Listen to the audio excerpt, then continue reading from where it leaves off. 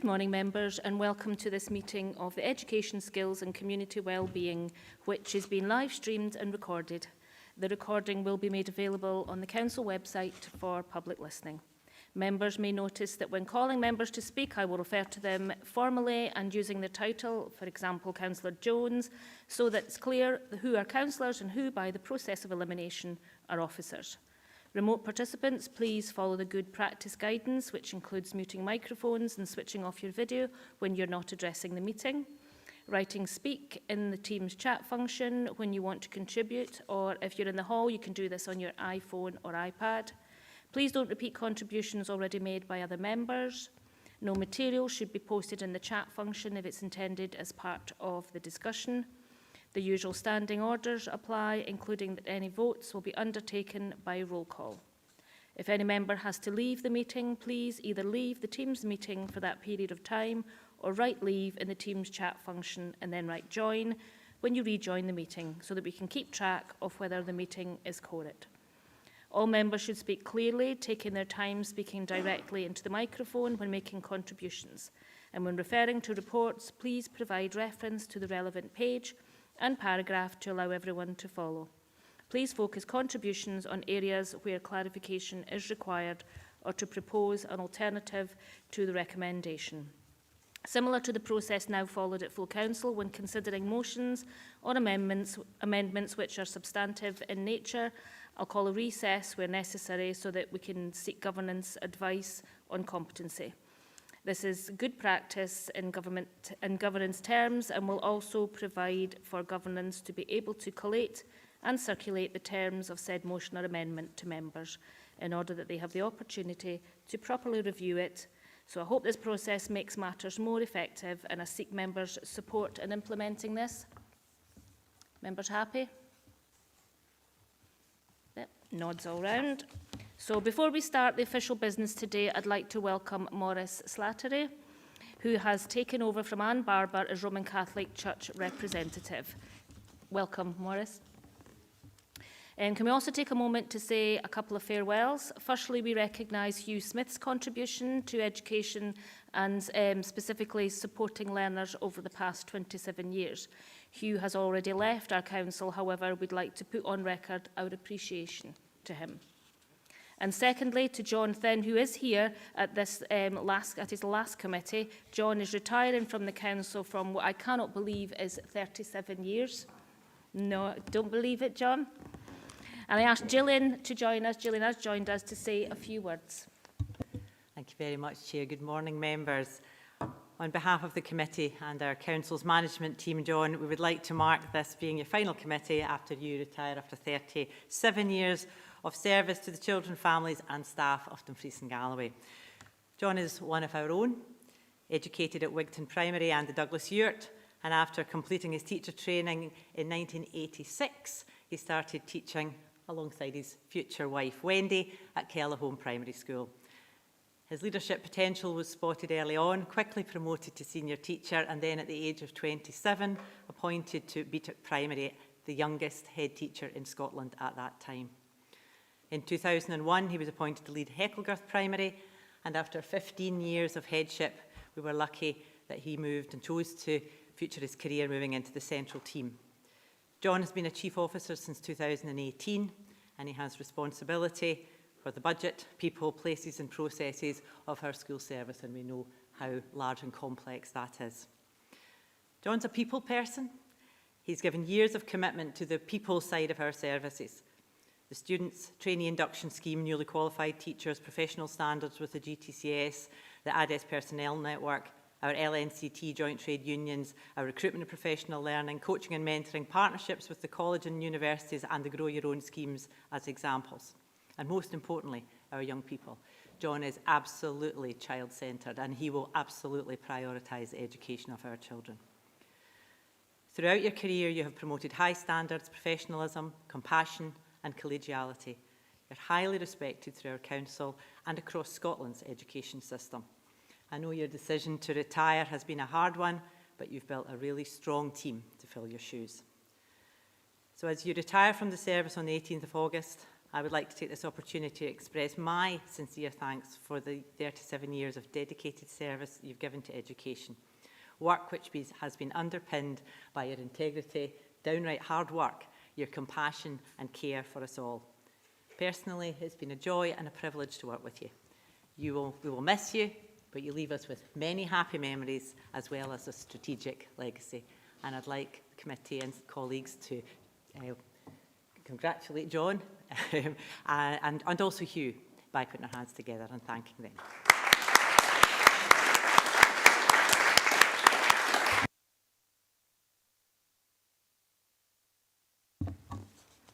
Thank you, Gillian, and good luck in your retirement, John. So we move to cedrant and apologies. Nick, can you provide a cedrant and indicating who is participating remotely, and any apologies, please?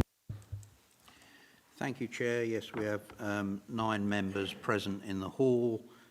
We have 10 members joining on Teams, being councillors Brodie, Dashburn, Davis, Ingalls, Lowe, McGregor, McCammon, Walters. We also have the reps, Julie Irving, Greg Black, joining us online.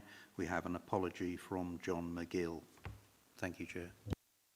Thank you, and I believe that John Young is intending to come along. We'll just be a little bit later, so we'll look out for him. Thank you. So, thank you. So, declarations of interest. Do any members have any declarations of interest or statement of connection? Councillor McCammon. Yes, thank you, Chair. Apologies, I can't be there today. It was the plan, but plans change. So my statement of connection is I have children in Twynham School, but I'm advised that won't affect me participating in the debate. Thanks. Thank you, Councillor McCammon. So, minutes of the previous meeting of the 12th of May. Do we have approval of those minutes? Well, we have no disapproval, so I'll take that as approval.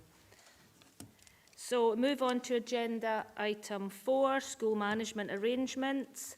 Jonathan and Kenny Pullen are here to assist if members have any questions. Wait till Kenny and John are seated. Do you have anything to add to the report, gentlemen? Through yourself, Chair, if that's okay. So just for full transparency, since my last appearance at committee on the 12th of May, we've had a number of head teacher appointments and recruitments and other personnel matters, some of which affect the schools that have been mentioned in the previous report and 1 or 2 in this report as well. So there have been changes in the background.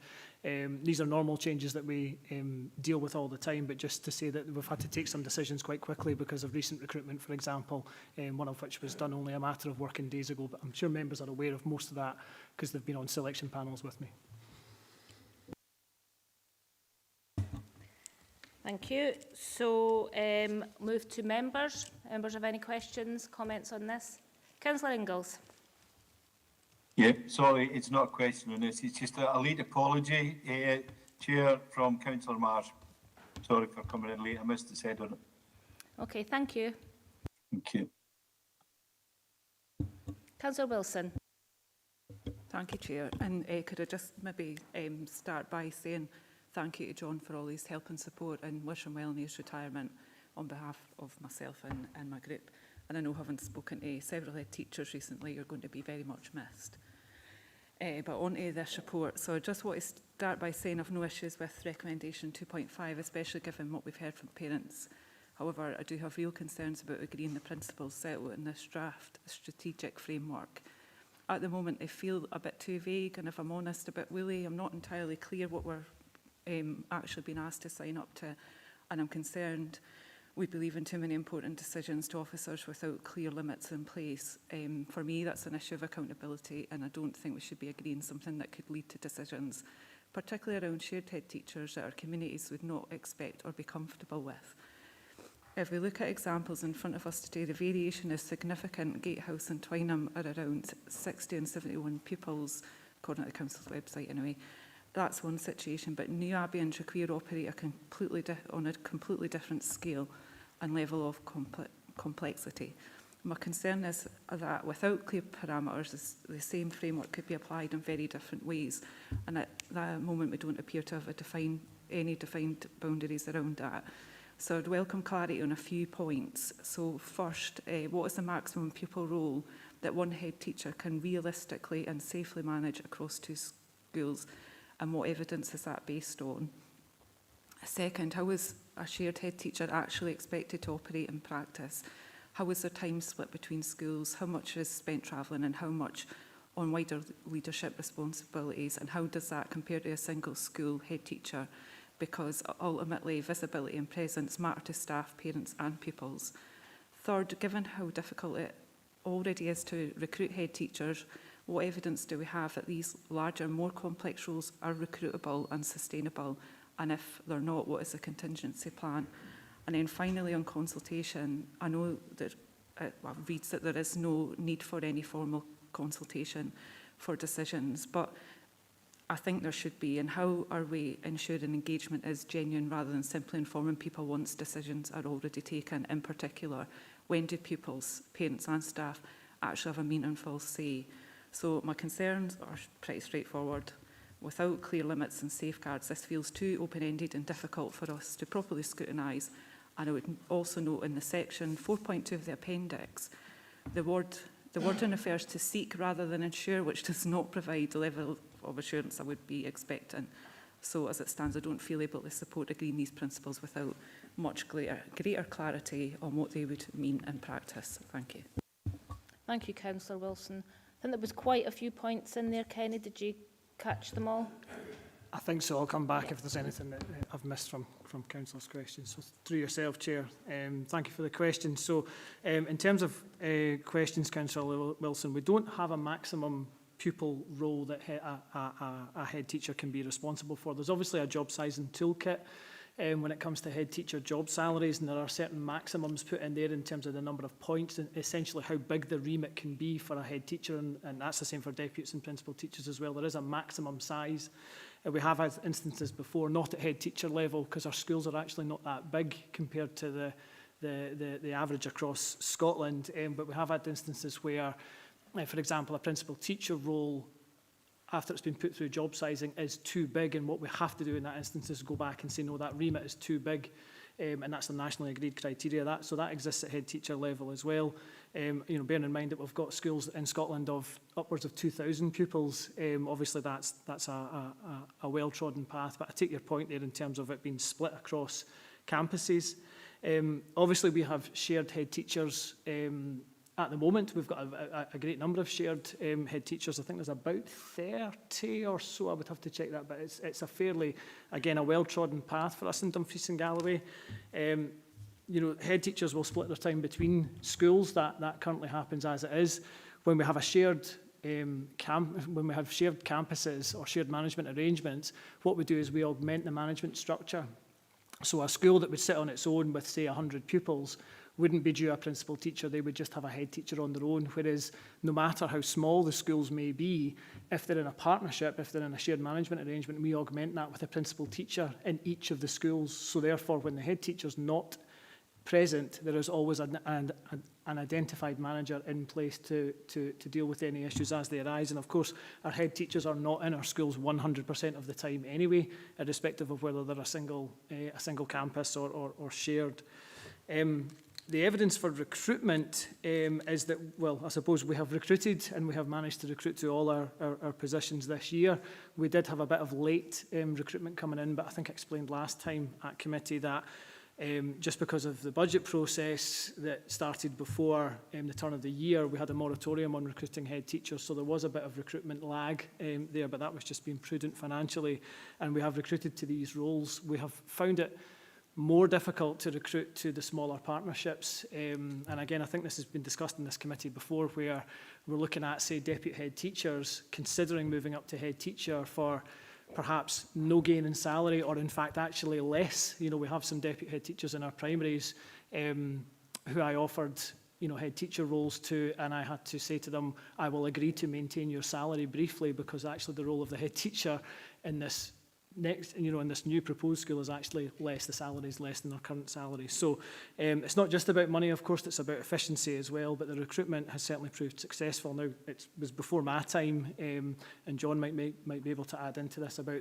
recruitment challenges and non-teaching head teachers, but the advantages of having the non-teaching head teacher across that shared campus allows those head teachers to lead and to free them up, and quite simply, we're not paying somebody a head teacher salary to teach as well, so it's a best value arrangement there. You'd asked also about consultation and engagement. Again, just to go back to what I'd said last time, that process of engagement happens all the time, and it did happen in this case for these schools, you know, from the last paper and the paper today. You know, we will go out, we will meet with staff, we meet with parent councils, we contact parent council chairs. I've had meetings with parent council chairs to discuss issues. I have been to parent council meetings as well to make sure that I'm listening to what they are telling me. And they will ask questions. Parent councils are great at coming forward with concerns around you know, what they think might change or what they think a risk is. And so from that process, we can, two things, we can hopefully allay fears around that there's going to be, you know, no detrimental impact on young people, but also for us to check our own thinking and just to make sure that we've considered all the different bases and all the opinions. And I think the last one you'd asked about was the word seek in section 4.2, and that's not us trying to put in a get-out clause there.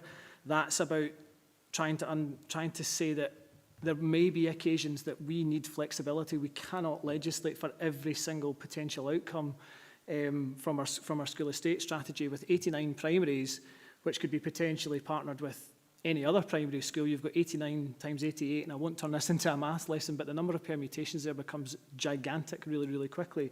So the principles try and get us to pull that back down to travel, cluster working, and a set of principles to try and make sure that we've got consistency when we pull shared management arrangements together. But all the word seek does is give us that little bit of potential wiggle room if we need it, where we have a last-minute change like we've had recently with one or two of our head teachers being appointed to other schools, and we've had to react very, very quickly to that to make sure that the schools and communities have an idea of who their head teacher is going to be in August. And, you know, with one more day of school after today, we need to make sure that we can move quickly. So the seek there is not for any nefarious purpose. It's really just to give us an element of flexibility if we require it. And if we did have to break any of those principles, it would be for a temporary period of time, and we would make sure we would come back to that. So I hope I've covered everything there, if that's okay. Thanks, Kenny. Did he cover everything? Are you satisfied with those responses? I think he covered everything. It's satisfactory, not sure. But I know you're saying about size of schools across the rest of the country, but for here, a school with like 300 kids is big. I have had children at primary school for the last quarter of a century. Like, I've always been a parent at a primary school, so I know how much the job of, well, the role of a head teacher has changed and those, well, it's actually over 25 years I've been a parent, but over that amount of period of time, and I think this is putting extra pressure on.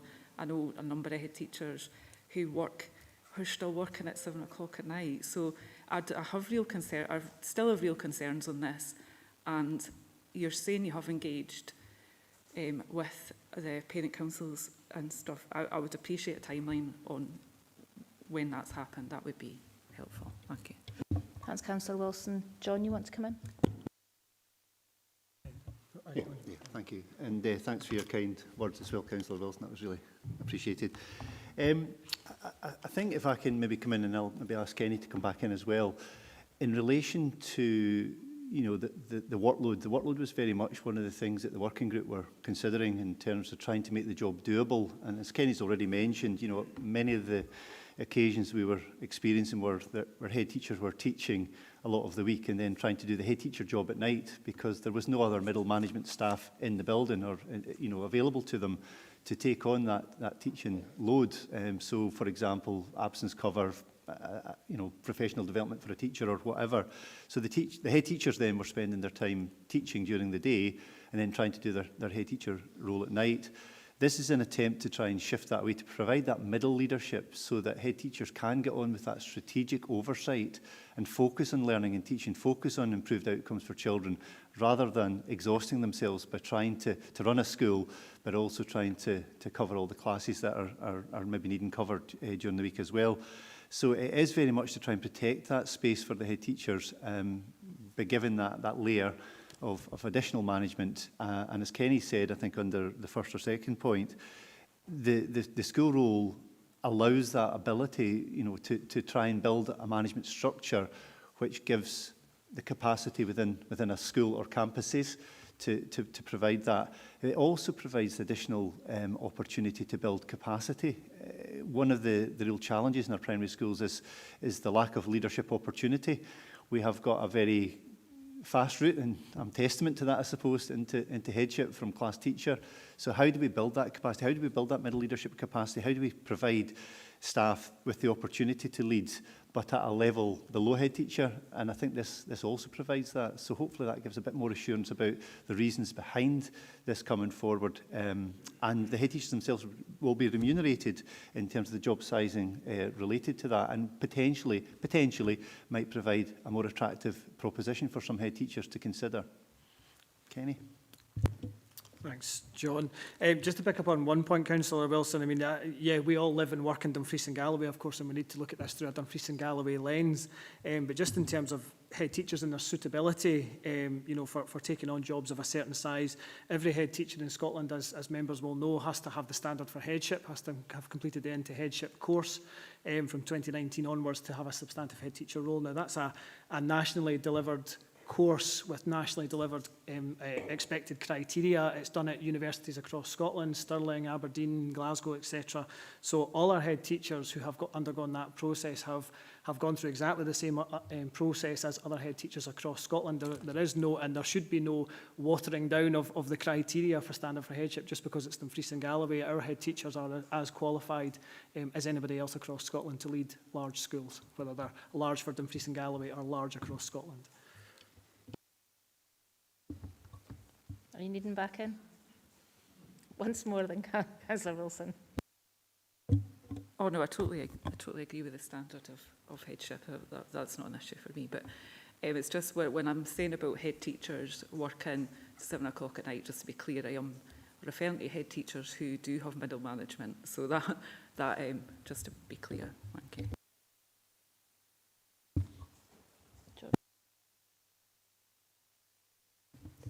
Yeah, I totally understand where Councillor Wilson's coming from. It is a tough job and we've got a large variety of schools. And just for clarity, the proposal 4.07, 4.08 in the budget, we agreed in the budget that is going forward now to partnerships in larger and smaller schools. So I've got it in front of me, Carolyn. I have it in front of me. It was a Labour group budget that was agreed, and the shared head teacher did not feature in that budget. The next thing is the ability of the devolved delegated powers, and we have to consider the professional's perspective in this, while at the same time being consulted on with parents, etc., etc. It's really important that we respect where the professional judgment is and that flexibility. I don't think anybody's got to take advantage of that flexibility. So it's important that we actually have a system which have a degree of flexibility but can be challenged at committee level. Councillor McCammon.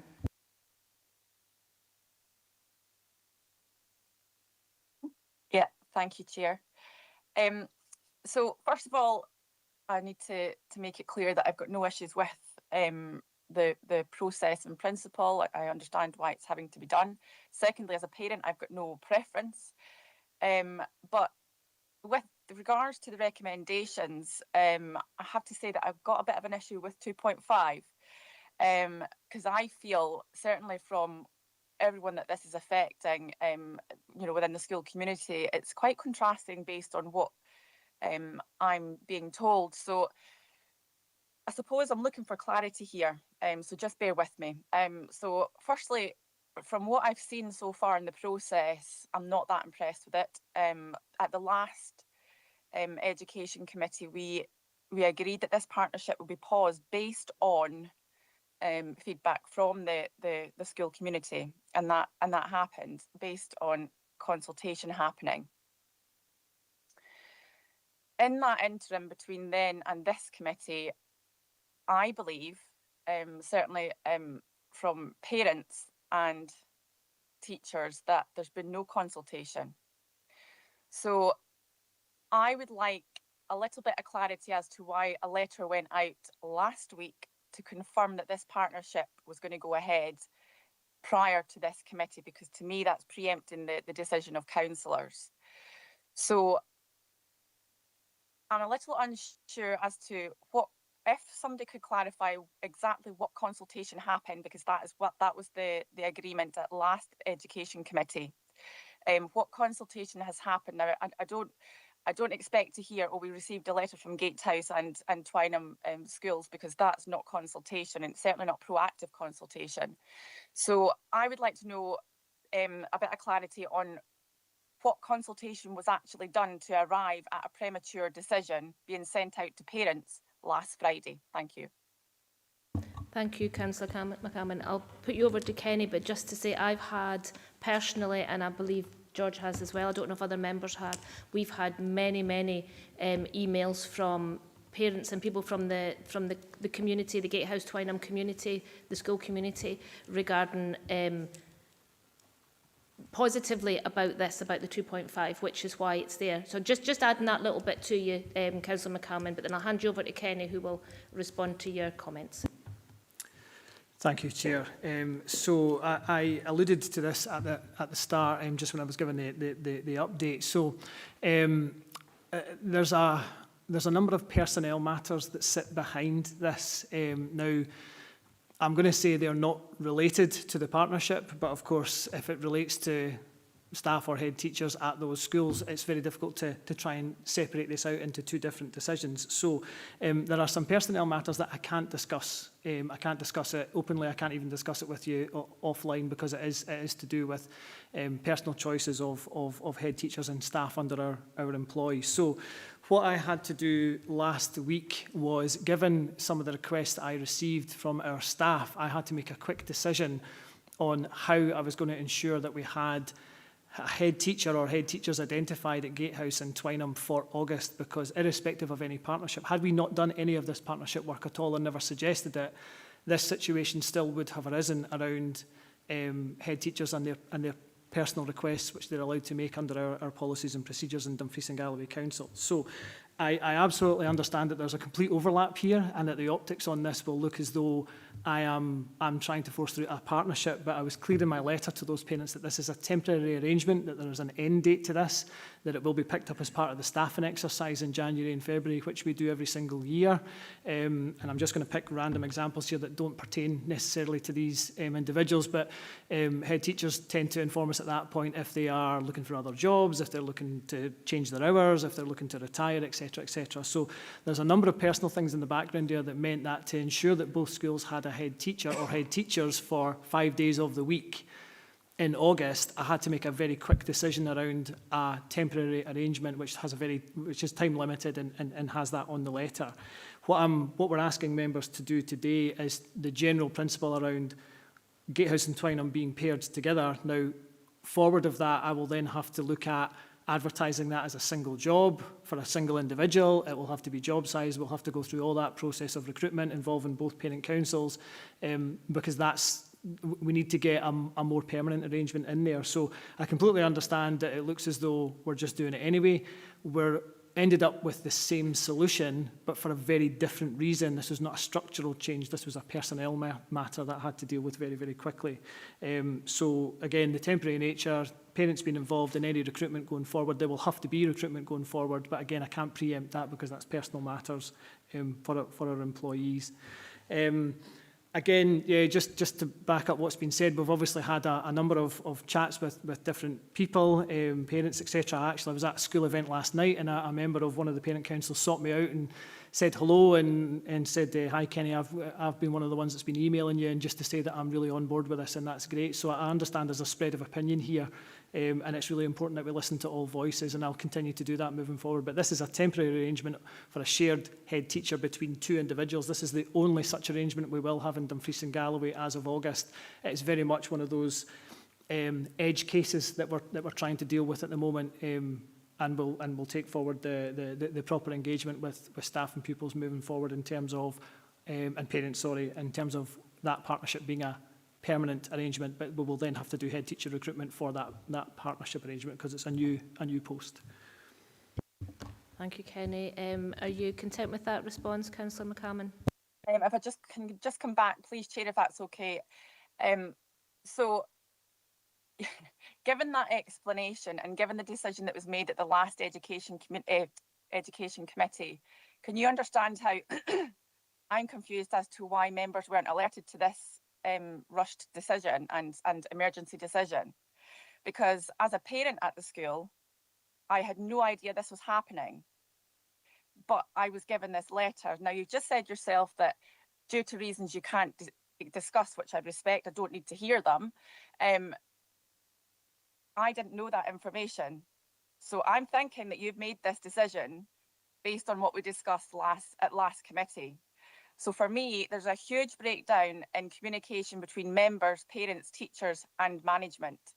So if nothing else, and again, I'm going to go back to those who have said that they've never heard anything from management in terms of consultation.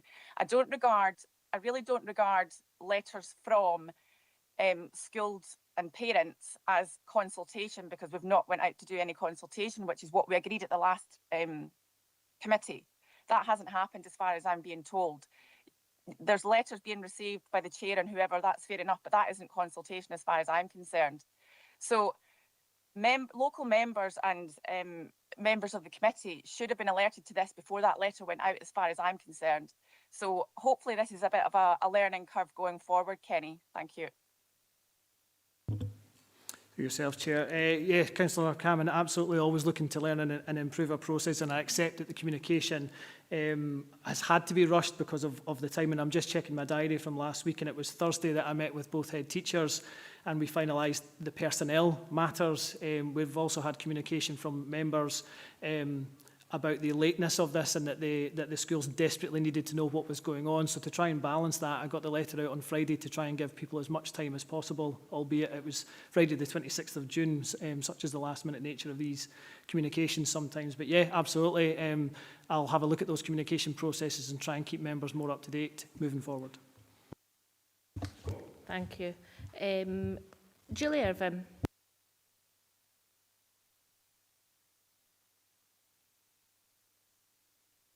Thank you, Chair. A couple of things I'd like to pick up on. So the first is 3.7 on page 26. It states that head teacher recruitment remains an ongoing challenge, and there's reference made to the Grow Your Own. And I just wondered if that is limited to a specific number per cohort, because I'm aware quite a lot of people do apply for that and not everybody has the opportunity to follow that route through. The second bit is where it talks on 4.2, page 28, that non-teaching head teacher manages 2 schools with a class committed PT in both schools. So my question there is about that developing middle management, because if they are class committed PT teachers, then how can they do middle management and build their leadership capacity if they are teaching? And it also means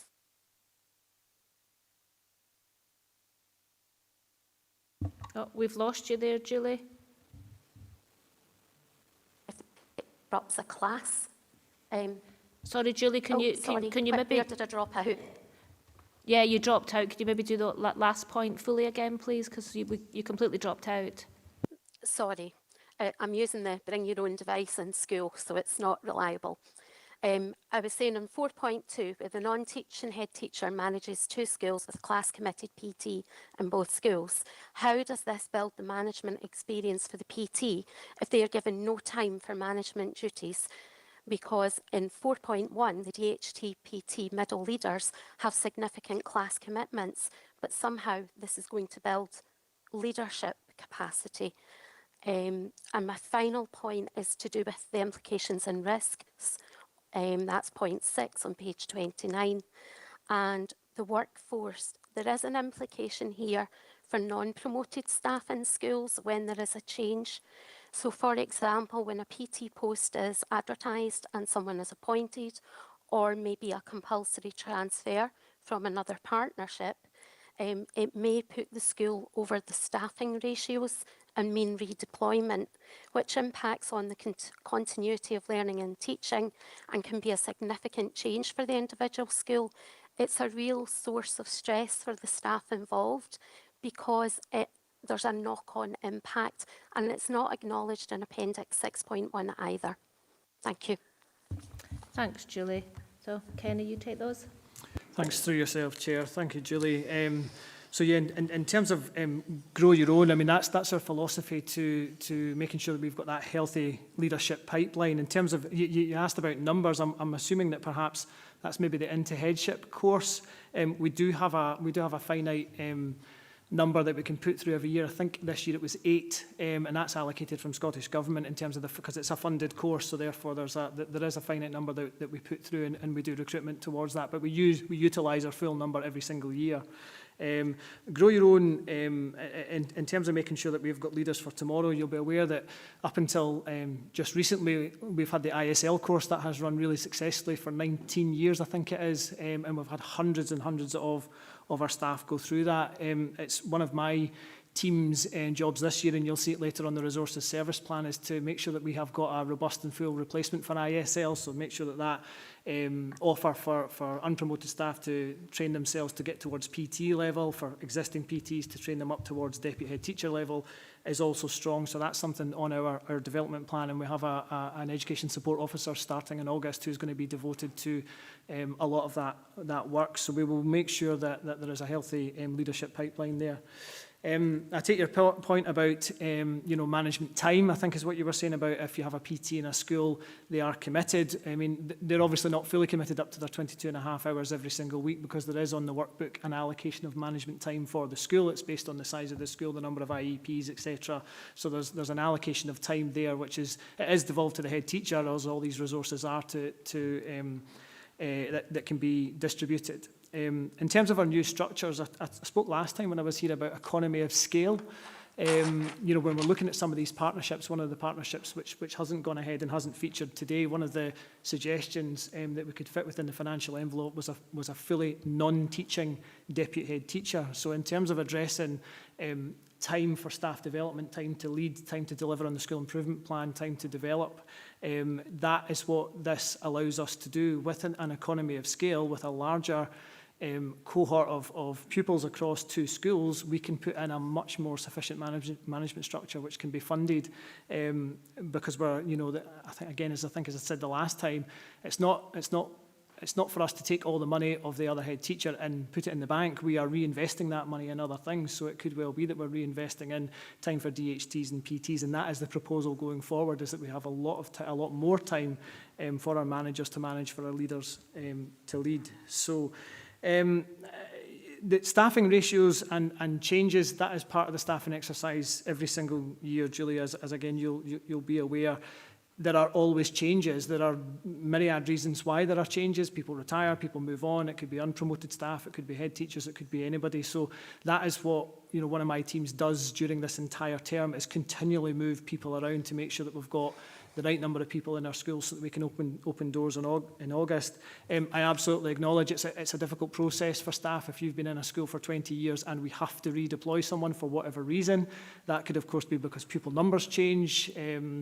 And again, we've got, I think one of our schools has dropped below the 50 again this year, and there's a potential for redeployment there because it's only 2 classes. So yes, I understand that change is difficult, but we support our staff to do that. We give them days to transition to the new school, just like our young people, because they're human beings as well. So we're giving staff time to go to meet their new colleagues, the new young people and leaders as well. So difficult to do, but something that we're very cognizant of, and we try to put our people at the front of all of that. Thank you, Kenny. Julie, are you happy with those responses? Yes, sort of. Thank you. That's great, thank you. Councillor Campbell. Thank you, Chair. Could I join others in congratulating John and Hugh Smith on their retirement? I know, John, that you and I have had our tense moments, shall we say, on a variety of issues, but I've always respected your professionalism and your commitment to your role, and indeed your priority always been the children in the schools, primary schools and secondary schools. In terms of this report, I was particularly pleased to see 2.5 recommendation in relation to Twynham and Gatehouse primary schools. I was already aware as a local member that there was a great deal of support amongst the parents and parent councils of those schools for the shared partnership management arrangements. And after the decision on May the 12th, which I unfortunately wasn't present at that particular meeting, I received a significant number of emails, phone calls from parent council chairs, parent council members, parents, all pleading the case for the 2 schools. These schools are excellent schools. They are well led. And I feel that they should be allowed the opportunity to continue with that shared management arrangement because it works for them and it works well. And I think it's really important that head teachers are given the space to lead on education provision, and that our teachers are given the opportunity to teach our children in primary school.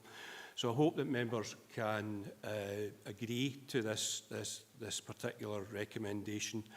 And hopefully I've given it some sort of local context in terms of how it is valued locally, and I appreciate it's not universal. There may be other schools which don't think that it's suited for them, but it is very much for Gatehouse and Twynham. Thanks, Chair. That's Councillor Campbell. Councillor Stevenson. Yeah, thank you, Chair. And again, congratulations on your retirement, John. I don't want to age you, but when you started your teacher training, I was 2. So I hope you have a long and happy retirement.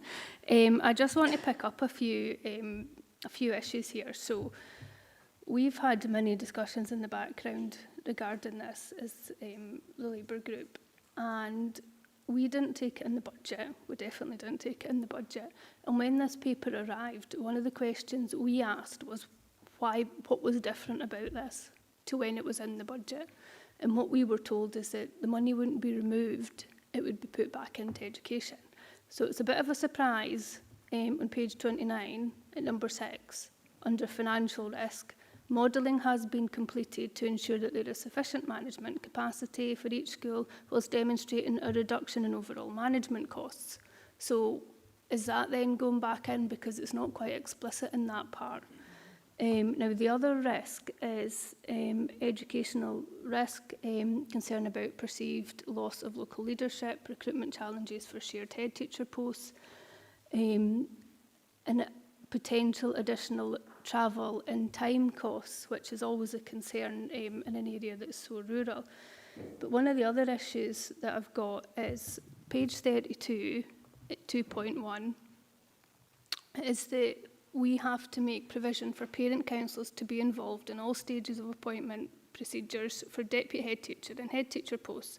So how is the parents of New Abbey having a say in the head teacher if we're just going to put them in there with Traqueer. And if this is, the thing is, what we're agreeing here can be applied to any school at any point. So I'm not sure how that parental involvement is here at this point, where they get to agree, their head teacher, if we're just going to amalgamate them with one school. And also it's been raised before by Councillor Wilson regarding the sizing of the schools. Now, it says on page 26 at 3.3 that in 2013, schools of a pupil roll of 150 or fewer would be partnered, and then it moved to schools of 100 or fewer. So I'm not sure why we're now agreeing, and I know that there'll be changes in middle management within schools, but I'm just not comfortable enough with what we've got in this paper and how much it actually answers these questions. So if they could be answered, and then I'll come back. Thank you. Thanks, Councillor Stevenson. Kenny? Thank you, Chair. Thank you, Councillor Stevenson. Yeah, so sorry for the absolute clarity. Yeah, it's a reduction in the spend on management. That saving is, in effect, transferred down the way to individual teachers. So what we're doing there is we're spending less on head teachers. What we're taking that budget to do is to then provide the backfill at teacher level, and that frees up the PT or the deputy head teacher to do management tasks. So the total spend within the school will still be exactly the same. It's just that proportion that is spent less on management and more on teachers or other things that need to happen, DSM, for example. But that's just a clarification there. So yes, so there's no overall reduction in spend, but there is a reduction in spend on management costs, therefore an increase in spend on teaching costs, which are offset. So it's neutral. Hopefully that makes sense. In terms of if we were to pair a school and what inputs do the parents have in that, we have an LNCT agreed policy about shared management, and it does talk about in the situations where we have to redeploy staff because schools shut or whatever. So there is a policy for that where, and apologies, I don't know all off the top of my head, but my remembering of that policy is that we would have a meeting with the parent council and the new head teacher for them to kind of get to know each other, because it's not a recruitment. They are recruited as a head teacher in Dumfries and Galloway. We are simply redeploying them to a different head teacher role, but we have an LNCT agreed policy for that, which has been agreed with trade unions. And I think, and I maybe didn't pick it up right, so apologies for this last one, but you talked about 100 or fewer. Yes, so that's where the individual schools have 100 or fewer pupils. So in, for example, again, Gatehouse and Twynham, I think they're at 48 and 60. So each school individually has less than 100 pupils, and that then gives us a set of principles to take them towards a shared arrangement. Can I come back in there? Just my understanding is Traqueer's got more than 100 pupils, unless there's been a significant movement. But Traqueer School's not in the business for today, though, Councillor Stevenson. No, I know it's not, but we're agreeing these principles. Now, the last time this was brought, it was Traqueer that was brought in with it, so... Last committee as well, we also agreed for other options to come forward and come back at a paper at future. So that's not going ahead this year anyway. Right, so that's fine for that then, but again, there's still no numbers in here. So I can't agree this today because it's missing out information in here that actually we've not got, and I totally appreciate that the LNCT have agreed on the structure and there's policies in place for moving a head teacher, but it's quite clear here that the Parental Involvement Act of 2006 says that parent councils need to have a say in their head teacher. So are we actually following that act if that's the case? Because if head teachers need to, it says here at 2.1, parent councils make provision for parent councils to be involved in all stages of appointment process. So how can they be involved in the stage of appointing if it's something that we're moving because we've got a policy agreed by the LNCT? It's not agreed by the parent council. Thank you. Thank you. I'll hand you over to Kenny, but it is my understanding that they are involved in all the processes, because we have our head teacher interviews. The parent councils are involved in all levels of that. So they are involved and they do have a say in their head teacher, in their permanent head teacher. When we've got temporary situations, then sometimes we have to act quickly. But when it comes to a permanent head teacher, they do have a say all the way across that. You may have been involved yourself as a member within these interviews and for the different parts of the process, and you'll see that there's parent council members from that particular school. Every particular school is on that, and they've been involved in the process before that, and some even the process before that. So they do have a say. But I'll hand you over to Kenny, who probably could say it a lot more eloquently than I can. Or John. Yeah, and thanks again for your kind words as well, Councillor Stevenson.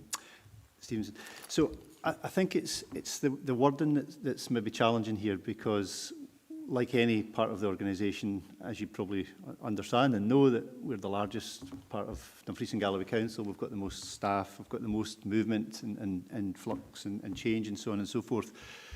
And as you're also very clearly aware, that we have closed a number of schools over the last number of years. So we've had to, and I hate this phrase, but we've had to recycle when we've got too many of a group of staff, and some of that is our head teachers. Then we obviously have got a challenge. We're not going to have a head teacher sitting doing nothing. We need to ensure that they're redeployed into an appropriate position commensurate with their salary. So the procedures, the appointment procedures, direct us back to who owns the procedures. The procedures are governed by the LNCT. It's a devolved matter for the LNCT. And within the procedures are clear that when we have got a case of too many head teachers, then we have, it depends on the particular circumstance, the particular situation, but we may have a situation where we've got a matching opportunity, or we've got a competitive interview because there's more than one head teacher who's looking for that particular situation. So it very much depends on the circumstances that are there. And at times, if it is, for example, simply a matching because we've got a head teacher who fits the criteria and is within the scale points of that particular post, then it is a direct match. The involvement part of it, which is what it states under 2.1, the involvement at that point is defined within the LNCT policy, which is very much, as I think Kenny described, the opportunity to meet with the member of staff, to ensure that there's a chance to ask any questions, to marry the two together, if you like, in terms of best fit. And it's also to support the head teacher, because they may also choose not to accept that position. They may say, well, actually, that is not the position I wish to be appointed to. And again, there's a whole host of procedures that sit then behind that if that scenario happens. So we do have it covered, if you like. We're experienced in sort of managing these kind of situations. It's not unfamiliar for us to manage those, but wherever, or at all times, not wherever, but at all times, we will involve the Parent Council, but it very much depends on what that involvement will look like, depending on what the set of circumstances actually are. And at times it can be the full recruitment process, which is obviously where we would all probably want to be, so that there's a full choice all the way through, but other times it is much more restricted in terms of that involvement. Thank you. Thank you, John. Do you want to come in and take Yeah, just to add to that, thanks, Chair. So again, it is around that delicate balance between what is consultation and what is perceived as going against the wishes of parents, and you know, and it's parents are involved in that process, or are invited to take part in that head teacher recruitment process. The flip side of that is that there is no veto in law, and I think it's the 1996 Employment's Right Act that John was talking about there, in terms of if we have an employee who's a head teacher, they cannot just be disposed of without having to look at other opportunities for them. So parent councils, as we do, and again, as members will know, we form a quorate panel when we're appointing head teachers, and not always does the panel agree. It's obviously much easier if 7 out of 7 agree with a decision and it's unanimous, and that's great. Everybody feels good about that. Sometimes, as we've had recently, I think we had a 5-2 split on a decision, and you know, those two people who didn't have their wishes enacted certainly had their opinions listened to and consulted on. And I think we just need to maybe draw that distinction between the consultation part and then the appointment process and you know, majority opinion. So it's quite a technical, complex legal matter that we're talking about here, in terms of the, you know, legislation in terms of employment law versus LNCT and what overrides what. But absolutely, the input of parents is really valuable, and as I've said before, it often gives us a check as officers just to make sure our thinking is robust as well. So we're happy to continue that. It's a great process. Thanks for that. Want to come back in? Yeah, I'm still not confident enough in this paper. And I'm moving that we don't agree 2.3. Thank you. Okay, when we come to our recommendations, I'll come back to that, Councillor Stevenson. So, Greg Black. Hi everyone, thank you. Yeah, Greg Black, and I'm the primary parent representative on the committee. So thanks very much for the paper and the discussion. Some of the questions that I had have been addressed. Just coming back to that parental involvement, that was a really useful conversation in terms of appointing the head teachers. But one question I had was just when we're in that kind of grey zone where, when it talks particularly in the appendix where we're talking about section 5, engagement with stakeholders, and it talks about engaging with parent councils, I think it's worth us being quite clear on what our expectations are for parent councils in these circumstances. You know, Kenny mentioned that he's met with a few parent councils and things, but obviously, as we know, there's very different engagement across the region in terms of parent council sizes, their involvement, their awareness. And what I wouldn't like to get into a situation is that we place an obligation on parent councils or an expectation on them without actually mapping that out, what the council or what the officers are actually looking for. So it's maybe not something Kenny can answer fully in the moment about what his expectations are, but I think I would like to make an offer on behalf of the parent forum that we're quite happy to sit down with officers and map that out so that we can give parent councils, you know, an expectation. And if they feel that they can't do that, then they can say, we can't sit in this box, you know, you'll have to go directly to parents and manage that process. I just don't want them to be in a situation where we feel that we've engaged with them under the situation, particularly in section 5, and that they're not able to facilitate it or they're not confident to do that. So it's a question for Kenny, but I think an offer on the table as well to meet with officers, if that would be helpful. Thank you, Chair. Thank you, Greg. Yes, I think that's a very good suggestion. It is in a version, a draft that I've currently got for our updating of the head teacher recruitment procedures, and I think I'd like to build that into the process early. So when I meet with parent councils to talk about, you know, the vacancy that has arisen or that will arise in a few months' time, I think there's maybe something at that point perhaps around looking at the person spec and the job description of a head teacher, just so we've got a consistent understanding across officers, members and parents around what the skills and qualities are that we need in our head teachers. And as much as they've obviously been great teachers in their time, that is not their job. And I think clarity around what the role of a head teacher is and what technical abilities they need would help make that process even better. So thank you for the recommendation. Sorry, if I may just come back in, and I think particularly, Kenny, as well, it's also when we're talking about revised management arrangements where you've said in the paper, you know, there's not a legislative requirement to consult on that, but you do engage with parent councils. I think in that, what I may be classing wrong as a kind of grey zone, you know, you are engaging with us, but there's not a legislative consultation.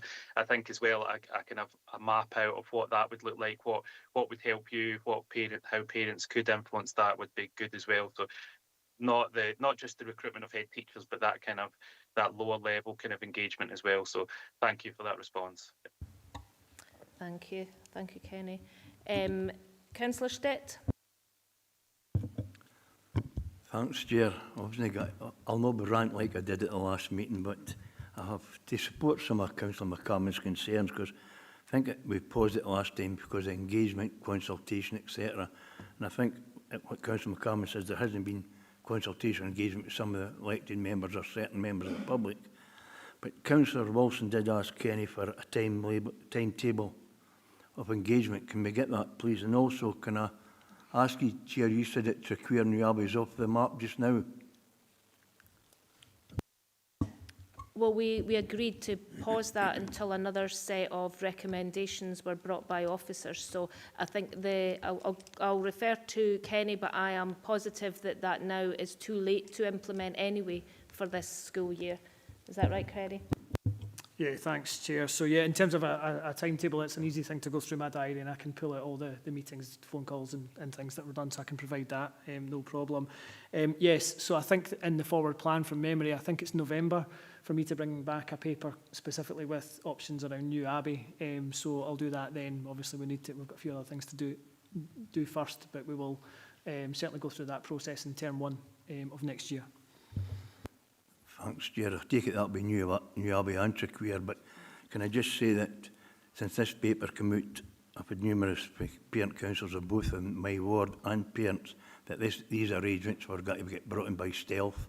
And I think hopefully it's no, because I think at our last meeting it was round the clock with every councillor that this council has got to come back to full consultation, full engagement and not leave any person out, because I just feel that sometimes we're still not abiding by them rules. Thanks, Councillor Stitt. No, the situation was to find a solution for New Abbey. So Trequeer, the New Abbey Trequeer was the one that was stopped with this committee. So something that's going to come back, I don't believe Trequeer is that there's no reason to be pairing Trequeer. There was a New Abbey pairing with Trequeer. So whatever we're doing with New Abbey, the different solutions for that is what's coming back. Thanks, Chair. We'll wait and see then. So what you asked for, Councillor Stitt. Julie Irvine.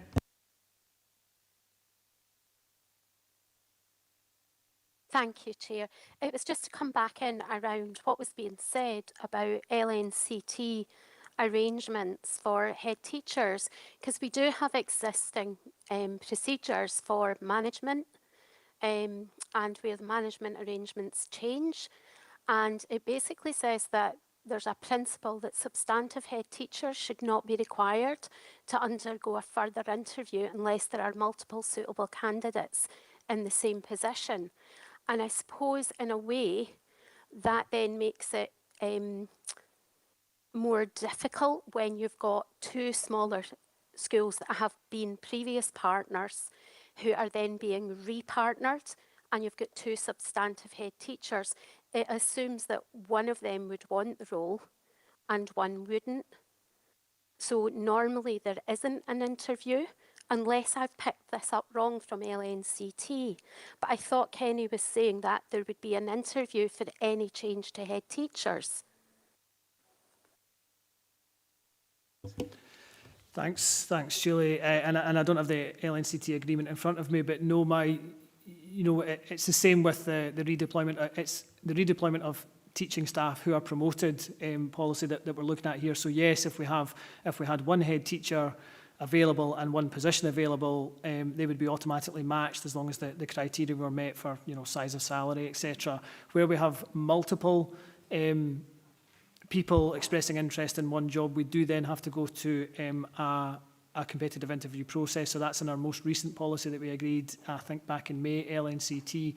And that's obviously the case as well. Julie, you'll know this is maybe a bit of technical detail members won't be aware of, but it's the same for the position allocation list for permanency, Julie, as again, it was a similar principle around if we have more than one volunteer, we have to have some way to differentiate and choose. So it was a competitive interview. So it's the same principle, Julie.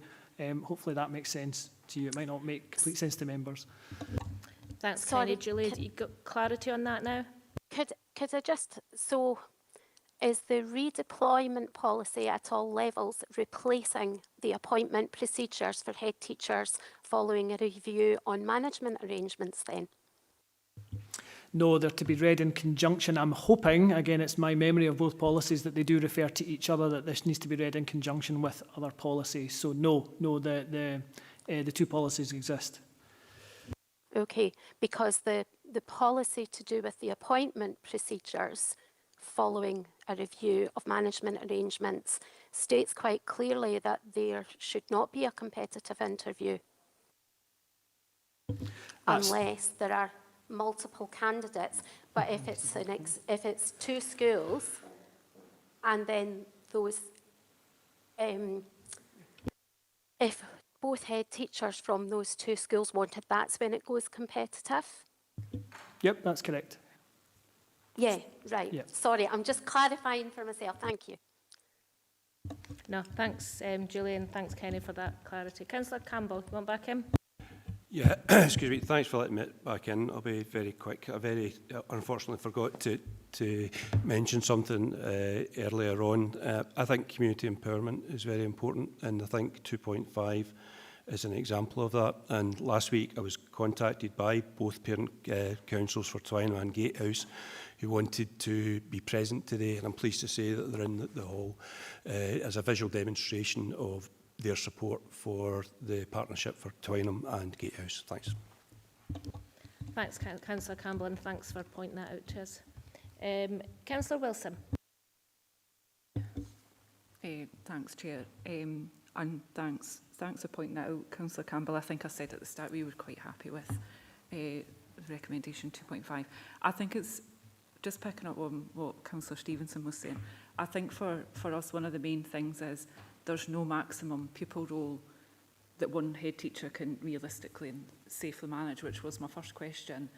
And then Kenny proceeded to say about schools across the country being much bigger. So, and then obviously Councillor Stevenson has mentioned about the 100 pupils, and then 150 was prior to that. So is there a maximum number that will be looked at or not? I think that's really what my issue is with agreeing the principles today. Thank you.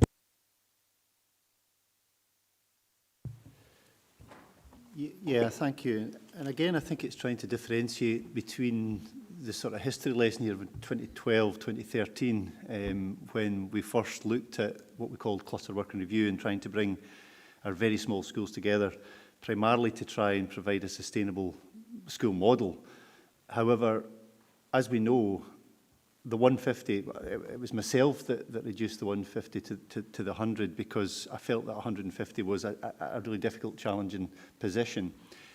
Because we didn't have the infrastructure that sat behind it, we didn't have that management capacity in the system, and very much Kenny and my work has been over the last few years to try and build that middle leadership to try and ensure that grow your own, to ensure we've got our head teacher cadre coming through, because we're not getting inundated with head teachers applying to come to Dumfries and Galloway, already made head teachers coming to Dumfries and Galloway. So we have got a responsibility to look at a different way of doing things. The 150 is almost a kind of a misnomer now, or the 100 is now a misnomer, because we do have shared management arrangements in many of our schools which are way above that, way above that. Castle Douglas with Dalry, for example, probably sits about 560 children under one head teacher. Moffat did and still does sit with a much bigger cadre of pupils with the primary and the secondary, and previously with BTEC as well. Wallace Hall, likewise. Langham, likewise. So the role itself can't be defined by a number. I think the number is exceptionally restrictive for officers to consider. I think, as Kenny alluded to, or described, sorry, the job sizing toolkit means that the job is a job and it's paid for by this often by well, primarily by the size of the role, with all the other factors such as preschool meal entitlement, distance from a local secondary school, etc., etc., etc. There's a number of things that build into the job sizing toolkit.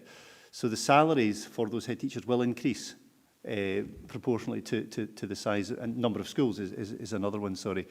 So I think to try and restrict it to a number means it becomes exceptionally difficult to manage, and I think we as a council have moved forward from that in terms of our ability to manage what we had. The cluster working review in 2013 was very clear. It fixed a problem in time. It absolutely fixed that problem in time. However, the world has continued to move forward. It wasn't particularly future-proofed. It didn't recognise that we were going to lose a number of schools. It didn't recognise that our pupil population was going to decline across the board, but primarily, as we know, more impactful on our rural communities. So how do we provide a management structure that means that we can protect those rural communities, we can have rural provision, but have it within, if you like, the bosom of that opportunity to have the larger school, potentially, not always, but potentially supporting the smaller school. It then allows for the other things that are described in the paper in terms of improved professional development for our teaching staff. I know from fact that many of our small teachers who teach in small schools find it quite a lonely place and not having that opportunity to have that wider staff group to work with and to develop professionally. Our young people potentially have got the opportunity then to be involved and engaged in wider curriculum and additional sort of extracurricular activity through networking with children and young people. Very clear from our head teachers that the challenge that they face at the moment with the way that our shared management arrangements are really difficult for them in some cases where they're having to work across 2 clusters. Now, we know our children will go to whichever secondary school they so choose. But in terms of curricular pathways, for planning, for school improvement planning, for transition for those young people, for our head teachers to try and manage those opportunities for the children within the same cluster, I think is critical, and certainly will reduce the workload on those head teachers so they're not having to work till 7 o'clock at night because they're having to do 2 sets of transition, 2 sets of improvement plans, 2 sets of engagement with schools in different clusters. So I think to restrict to 150 puts a challenge for us. Kenny, I know under and with Lauren in the future, we'll very much be working on the doability of jobs. Is this the right job? Is it the right thing? And the proposals that will be brought back in front of members will be the one that's best fit. Maybe not always perfect, but best fit that we think can be done by our head teachers and actually provides our head teachers with the best work experience for them as much as it is for anything else. So hopefully that gives a bit of assurance that the 150 doesn't. It's a number, the 100's a number, but actually I don't think we should be restricting ourselves to that because we don't currently have our shared management arrangements with 100 children as a maximum within one building. Thank you. Are you needing back in? Just once. It'll be really quick. I suppose for me, my concern would be that we agree this, which I do think is a bit woolly anyway, and then next thing we're sharing head teachers with 2 big schools. So where does it end? I think that's my fear. We agree this, where does it end? Thank you. There's certainly no plan to put 2 big schools together. This is about sustainability of schools, our small schools and our rural schools. So where we have a primary school of 250 pupils, that is an extremely sustainable school, and we wouldn't want to put that with another 250 primary school just for any sort of efficiency's sake. That wouldn't be the right thing. But I think there's a slightly more general principle here, and I'm just thinking of areas of work I've been involved in over the last few years where we have tried to either put too much information or to try and cover every single eventuality into a strategy document or a policy document. That's actually tripped us up on a number of occasions. I can certainly think of one instance at LNCT recently where both management and trade unions got round the table and were very much of the agreement that our policy is undoing us here. This is not the right thing for staff, for pupils, for management, for anything to do with. So just as a general, I suppose, comment, it is around if we try to cover every eventuality, 1, we won't, and 2, we cannot crystal ball this to too far in the future in that there may arise a situation which is completely out of step with the principles but actually is the best way forward. So we're always trying to get a balance there of giving ourselves a set of guiding principles that we can adhere to and we can check ourselves on versus that flexibility to react in the moment. I certainly understand that, is it going to be chaos across the region in terms of management? No, absolutely not. Then I wouldn't be doing my job, neither would John or Lauren. We speak to, again, I think I've said this before, I speak to head teachers every single day in my role. I do get a little bit of respite during the holidays, which I'm looking forward to in the next month or 2, but I am kept abreast of exactly what's going on in schools at all times by head teachers, and they are not shy at telling me how things are going. So my role, which I take it very, very seriously, is to listen to those head teachers and to be informed in my decision making around that information that I have. Thanks, Kenny. Thanks, Councillor Wilson. I understand your thoughts, your concerns, but I'm hoping that Kenny's kind of alleviated some of those worries.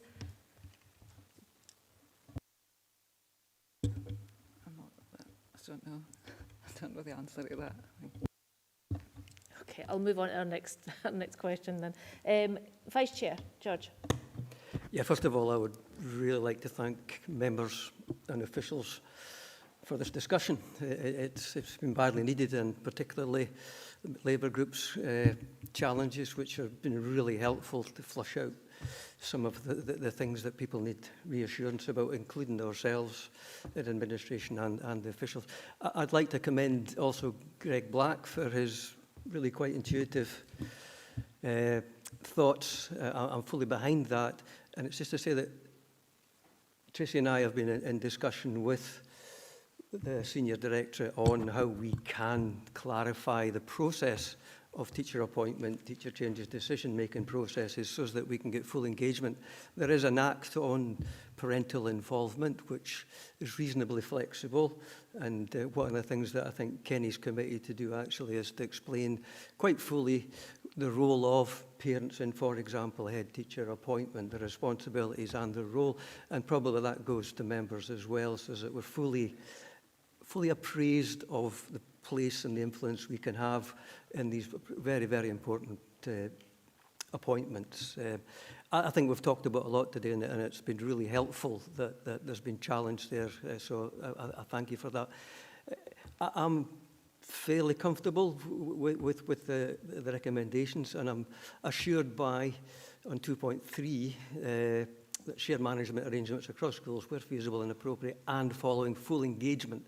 Now that's a commitment from the officials and members that there has to be full engagement, which I think everybody would have to agree with as a sensible approach. But going back to Greg Black's comment, I think it's incumbent upon us to actually explain fully the role, responsibility and the opportunities of parents in any of these decision-making processes. So I'm comfortable with the recommendations on the back of the discussions we've had, so I'll hand you back to the Chair. Thanks for that, Councillor Jameson. Councillor Lowe. Yeah, thank you, Chair, and good morning. Yes, we are still. First of all, I'd like to say I've got no issues with the Gatehouse-Twynham partnership, and it's absolutely a positive to hear that there are parents who have written in to support something, because so often what we hear is a pushback from parents. So that's actually been really good to have that positive message. I also quite understand, having been in the situation as a member of staff myself, that quite often there are immediate actions that have to be taken towards the end of term or at any time. And it would be absolutely impossible to do like an emergency bulletin every day to parents or to staff as to what the current position is for management. However, the document itself, whilst it mentions principles, there's a big principle that whether, I don't know, we put it in writing or we somehow make sure it is noted of communication, and that's the communication with elected members. So the current round of partnerships, they started back in February, and what came from that is the first we heard was from parents and not from officers. So can we somehow be sure that within this framework, given it's run to operate when, for example, next year we've got elections and we're reforming as a council, that we are still informed of what is going on? So there is something that where there is time, where it's appropriate, that elected members are kept informed that there is a possible change of partnership. Parents have had letters, so we actually get the same information. Thank you. Thanks, Councillor Lowe. Yep, that's easy to add on. Thank you for that. Right, okay, members, I think we've exhausted this subject, and I agree with Councillor Jameson. The discussions have been really good in ironing out some of the concerns that anyone may have. So I'm going to go back to you, Councillor Stevenson, and see if you still have any concerns about 2.3, or whether you are satisfied with the very concise responses that we received from both Kenny and John. Can we take a 5-minute recess? Are you coming forward with an alternative? You just wish... just a 5-minute recess to discuss whether we can bring back no an problem. alternative. It is... What's that? 11:47. Will we come back at 12? Give you that. Okay.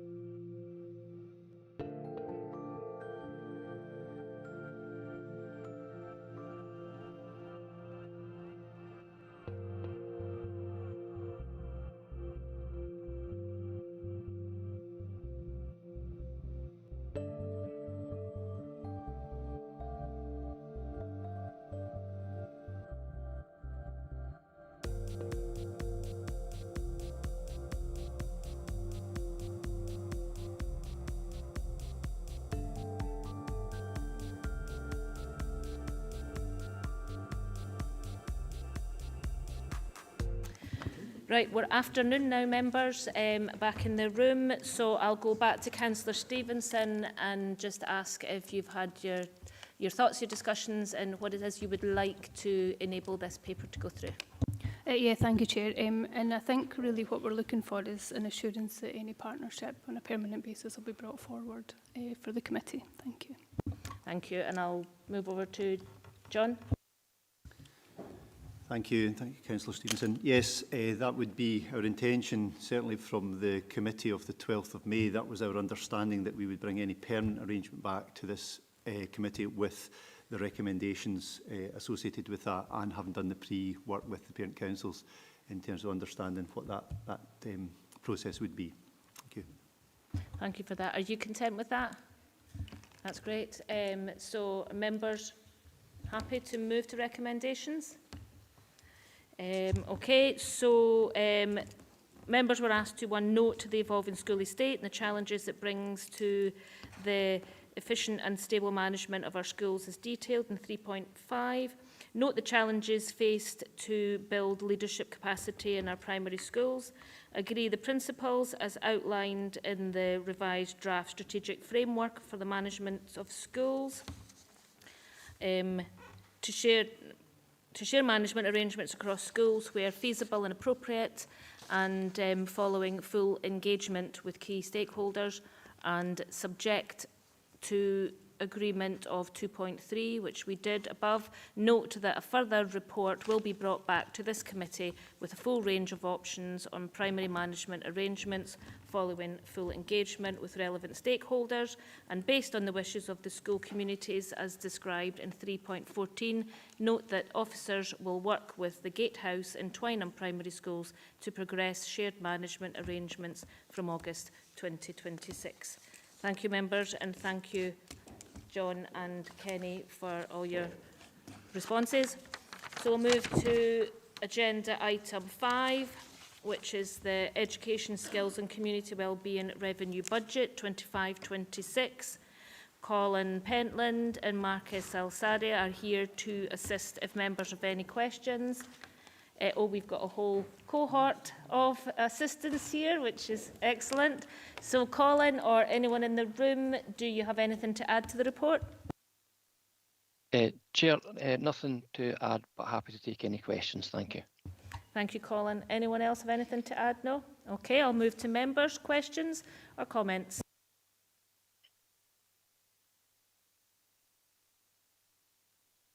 Councillor Stevenson.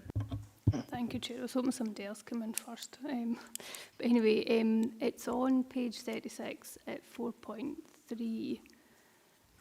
And it's to do, sorry, I've had a bit of a migraine and my eyes had a bit of a mess. So it's saying here, alongside further reductions in planned expenditure on equipment and subscriptions, could you just explain that to me, please, in the context of early learning and childcare? Thank you. Who's going to take that? You, Colin, you going to take that one? I can initially provide some context financially, and then if officers want to step in more operational, if that's okay, Chair and Councillor. So in essence, within the childcare strategy area, we do have contracts to buy equipment to the value of in the region of £120,000 during the last financial year. We underspent in that area to the region of just exact £39,000 of the £120,000 budget wasn't spent or required as the plans anticipated. That sometimes things for if there's new fridge freezers and things like that, that's to be bought for the nurseries, I'll probably say there has been significant investment over the last few years due to 1140, so that could be part of the reason why there's not the same quantity of investment needed, because it has been bought to make sure everything's up to standard for the increase in the children in schools. So it's a small part of the underspend, but it's to the tune of about 39,000. I'm not sure if officers would like to add anything further, but thank you. Thank you, Colin. Anything else to add to that, officers? No? Are you content with that response? Thank you, Councillor Stevenson. Julie Irving. Thank you, Chair.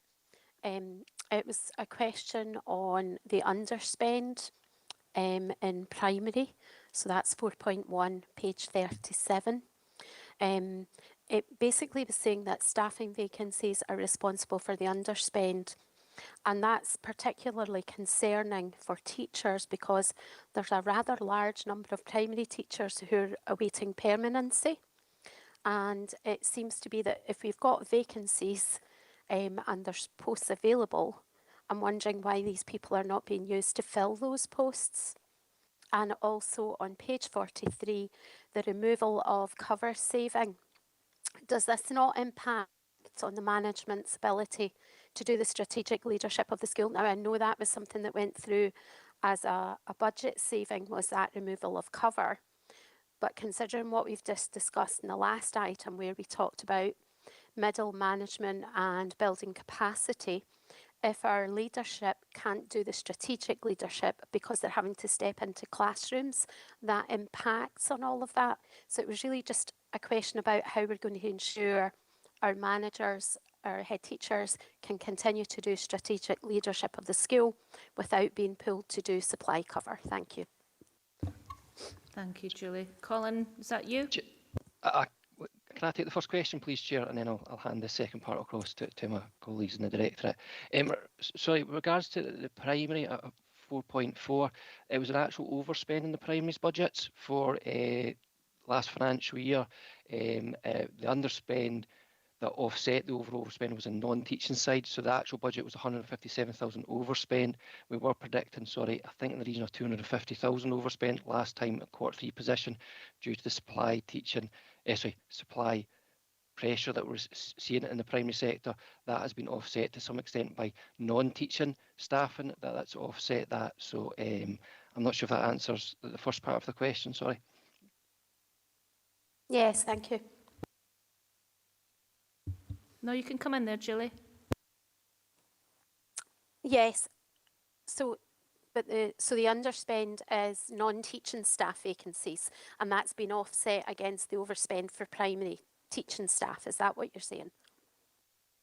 Yes, the primary teaching staff is relating to the supply staff, not the core staff, but related to supply staff that's needed to be brought in for sickness cover within the primary. Yes.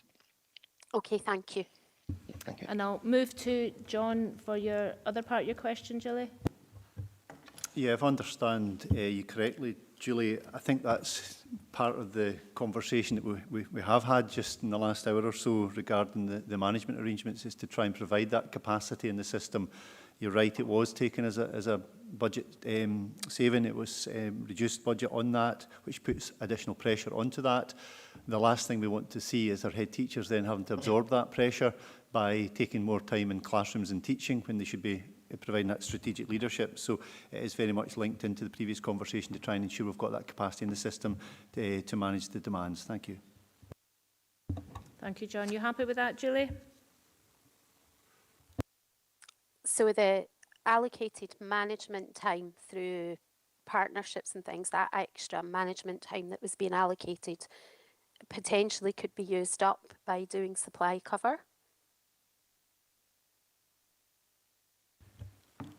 I think that's possibly quite a black and white view. There are lots of variances in that conversation. I suppose part of it is going to be to try and identify the most appropriate staff to undertake supply.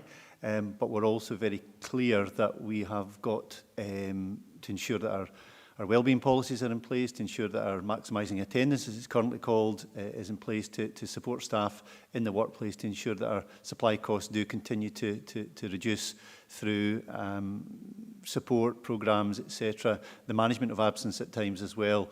So there's a number of work streams that are all associated with trying to reduce that supply cost to ensure that the funding that's available is suffice for the delivery of education. Thank you. Thanks, John. Councillor Walters.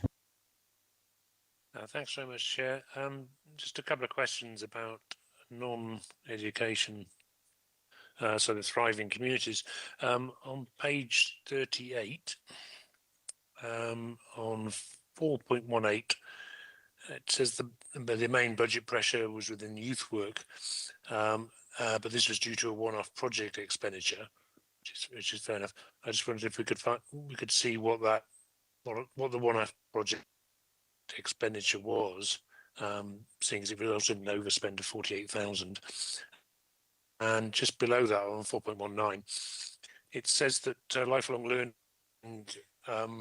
delivered a balanced budget position, which is great, but only through a drawdown of service reserves. So I'm not sure whether this is available in the details further on in the report, but can we see how much the drawdown from the service reserves was? Thanks. Thanks, Councillor Walters. Colin, is that you to respond to these? I'll hand it across to my colleague Marcus or Stephen, please. Thank you. So, yeah, the project in youth work was specifically relating to the council and secondary schools.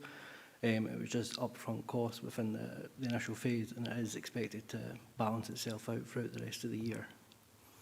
In regards to your second question with the ESOL project, again, the full reserve is for 360,000, and it's to support staff elements and helping general ESOL projects across the region.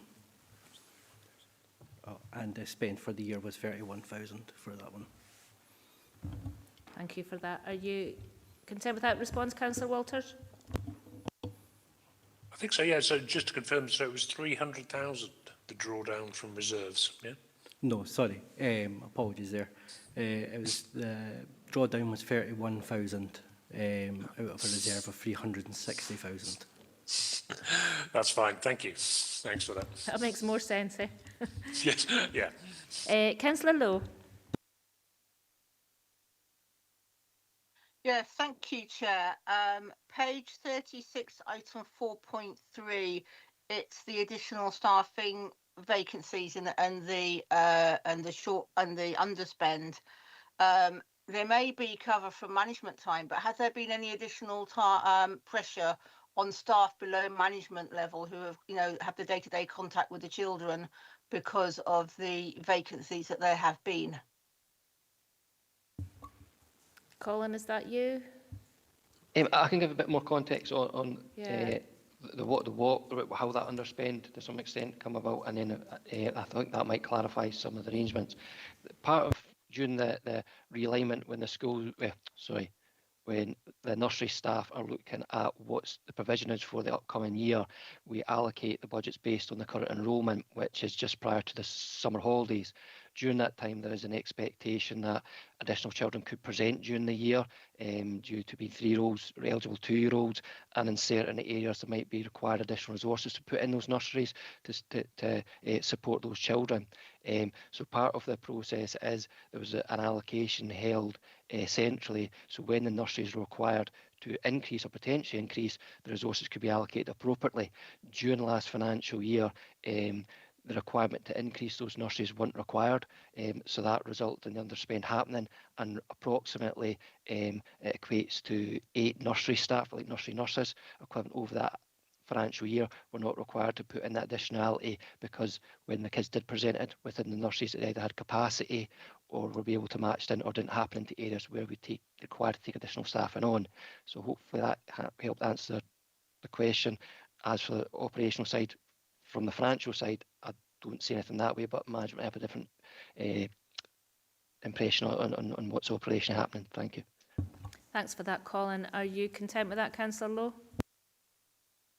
So effectively, you've given it a safety net in case you have additional children and the safety net wasn't used. There was an allowance for additional pupils. I suppose, Councillor, I would say that it kind of as a safety net, it's probably more looking at past trends. There has always been a requirement that there has been children that have presented during the course of the year and stuff like that. So I wouldn't like to say it's something we've done, the management team's done deliberately to create something that's not really happened in the past. I'd more say that this year we haven't been presented with the children moving into specific areas that there might be no other provision, for example, that have had to take them on, or 2-year-olds, which is probably the significant one that comes in that's not the same statutory requirement. There's certain criteria have to meet, and depending on where those children appear or present during the course of the year, that hasn't happened. But it's more about financial management, understanding that children do present during the year, and it's how they match them into the resources or the facilities that are available are open things. So it is kind of safety net a long way, sorry, Councillor, but it is a prudent plan to make sure the resources are there for the children going forward.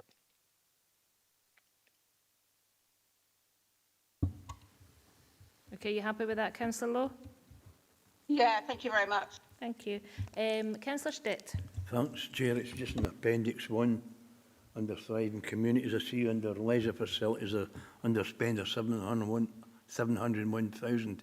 Have we got the right people in the right places? Because that seems a massive underspend.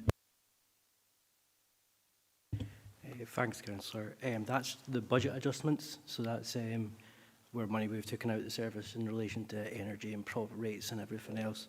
The actual underspend was 459,000.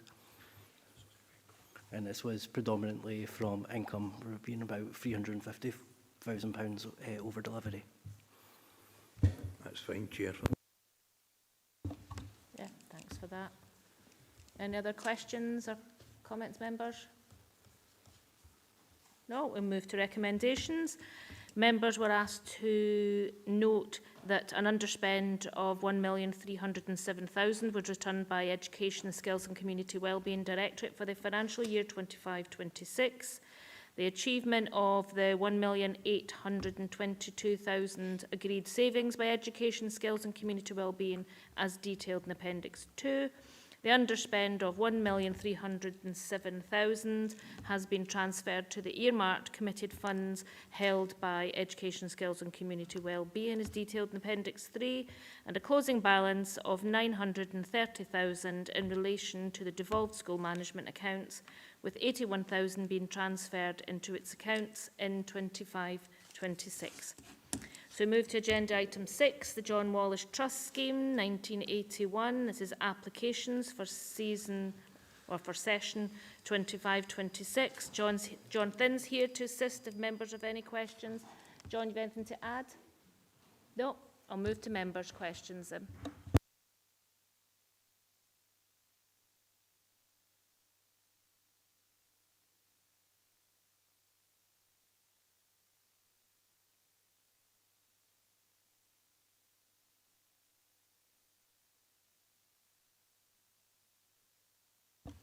Sorry, Abby. Rookie mistake. No member questions? Okay, fine. We'll move to recommendations. Members are asked to agree, 1, that the grants paid in respect of the academic year 25-26 as detailed at 4.12 will be based on supplementary bursary rate, £94.60, Ferguson prizes £500. The 29 new applications for supplementary bursaries for the duration of each course, subject to the submission of an annual attendance certificate as detailed at 4.9.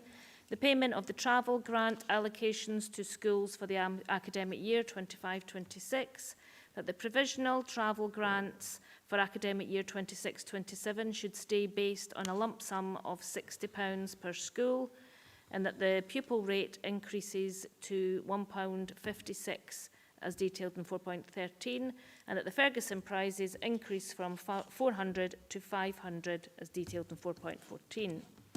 So we move to agenda item 7, statutory consultation A primary school. We've got Louise Ray here to assist if members need have any questions. Louise, do you have anything to add? Thank you, Chair. No, nothing further to add, but happy to take any questions. Okay, members, any questions? Any thoughts?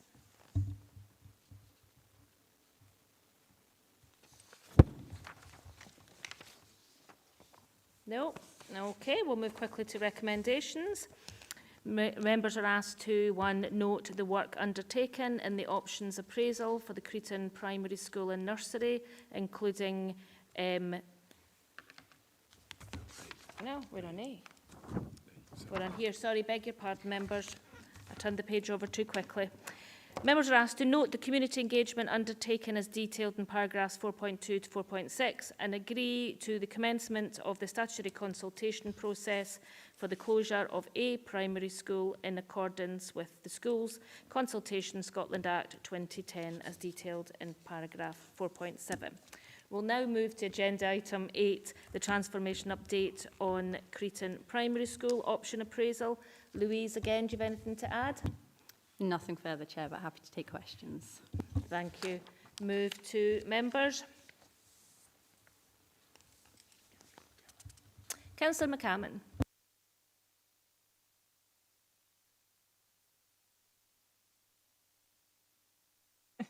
Sorry, just the age-old mistake of not taking myself off mute, Chair.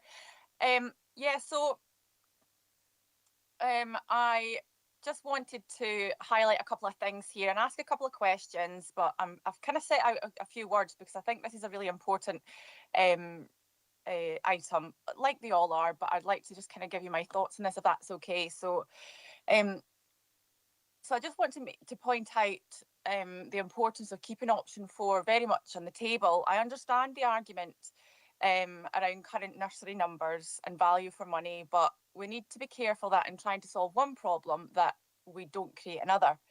For many working families, nursery provision is first step in a child's education journey, as we know. But if nursery places are no longer available in Creetown, parents may understandably choose childcare in Newton Stewart, Gatehouse or elsewhere because it fits better with work and travel arrangements. Once children start there, the likelihood is that they move on to the primary school in that same town. And my concern is that removing nursery provisions could actually undermine the long-term sustainability of the primary school by encouraging families to establish themselves elsewhere from the outset. We also need to look seriously at the wider issues of rural depopulation, which seems to come up more and more across all committees these days. So we're well versed as members in what it actually means. Schools and nurseries are often one of the first things that young families consider when deciding to live here. So if we take away services, if we take services away, we do risk making it harder to attract and retain families in Creetown. And as this process moves forward, I'd be keen to understand how those issues will be reflected in the consultation. So how will we assess the risk of families choosing other communities for nursery provision and then continuing their child's education there? And how will we impact on the long-term sustainability and population of Creetown be measured, please? Those are my main questions. And I think the really important questions for that reason that I believe that only option 4 deserves to be very careful consideration before any final decision is made. Thank you very much, Chair. Thank you, Councillor McCammon. As you can see on the recommendations in point 2, I think the recommendation is option 4 or 5, and that is subject to the statutory consultation. So whatever the outcome of the consultation, 4 is definitely not off the table. Absolutely. It's not off the table, but I'll move to Louise to answer your questions at the same time. Thank you, Chair. I think it's important to remember that Creetown is a rural school. Creetown Primary School, Creetown Nursery are classified as being rural. So there are additional steps within the statutory consultation that apply to rural schools. So first of all, there has to be a preliminary requirements phase. There also has to be a real focus on 3 additional rural elements. And I'm just referring to the Act to keep myself right. There is the likely effect on the local community, the likely effect caused by different travel arrangements, and I've lost the third one, and the educational benefits of any change. So there are additional steps in place where a school or nursery are rural, and we have to abide by the Act and we have to follow those steps in the process. What I will say is that the numbers for Creetown nurseries we know are low, but we also know that some of those children are choosing to travel there. They are not zone children as well. So there is a number of factors involved. So this doesn't necessarily directly just affect Creetown community and those that live within that community. But as I say, within the Act, once we move to statutory consultation, and that's at members' discretion, the preliminary requirements phase findings will be brought back to this committee to decide on whether we move forward with a statutory consultation. So although the budget setting process agreed that consultation, we will be back to this committee with the findings of that preliminary requirements phase, and at that point it is at members' discretion of whether we proceed. Thanks for that, Louise. Are you content with that response, Councillor McCammon? If I can just come back very quickly, yeah, I'm content with that response, and I'm very aware that Creetown's a rural school, which is one of my biggest points being made here. But I'm not entirely sure my question's been answered in terms of how we're going to assess the risk of families choosing other communities for nursery provision. So that's all in the statutory consultation, I take it. Is that right? Yes, absolutely. We will look through that process. I think it's also worth noting that not all of our primary schools have nurseries as well. You know, there I think about half off the top of my head have nursery provision. But yes, absolutely. The community, the nurseries, the current parents, the parents that have children younger than nursery age are all key stakeholders as part of this process. Great, thank you. Thank you for that. Julie Irving. Thank you, Chair, but I'd like to withdraw my question because it's already been answered. Thank you for that, Julie. So any other questions from members? No, we'll move to recommendations. Note the work undertaken in the options appraisal for Cretan Primary School and Nursery, including community engagement, option development and detailed assessment as set out in section 4 of this report and the accompanying appendix, and 2, agree option 4 or 5, new build, as the preferred option for the progression at this stage, subject to the outcome of the statutory consultation at on Cretan Nursery. So we move to agenda item 9, statutory consultation Dalry Secondary. Louise again, do you have anything to add? Nothing further, Chair, but happy to take any questions. Thank you, Louise. So I'll move to members. Councillor Campbell. No surprise. I'm just reflecting there on my words about John earlier on and about sort of tension moments. And John's obviously well aware of, through various discussions about mothballing, that a big concern for me has been the impact on the Glenkens community. And there are a number of factors around rural depopulation, but there is evidence to show that closure of schools only exacerbates the problem of rural depopulation. I can't argue with the status quo because the numbers aren't there, but through many discussions, and it's referred to in the report, which I appreciate is a big piece of work, so thank you for that, but there's been a lot of support for the all-through school model, nursery to S4.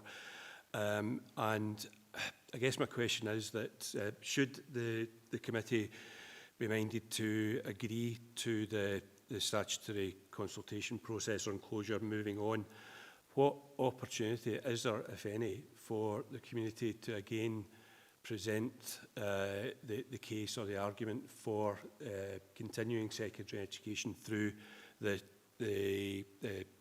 all-through school model? Or is this the end of the line for them?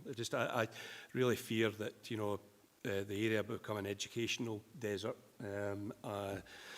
an employment desert, a depopulation desert, and I think a number of desert references I can make, but I think it's important that schools closing in rural communities does have a big impact. So I'd be interested to hear the comments on is there another opportunity for the Glenkens community to state their case? Thanks, Chair. Thanks, Councillor Campbell. Louise? Yep, thank you, Chair. Just to clarify, Councillor Campbell, are you referring to change in excuse me, change in management arrangement so it would operate as a nursery to S4 campus. Okay, sorry, thank you. This is certainly not the end of the road for people to have their voice heard.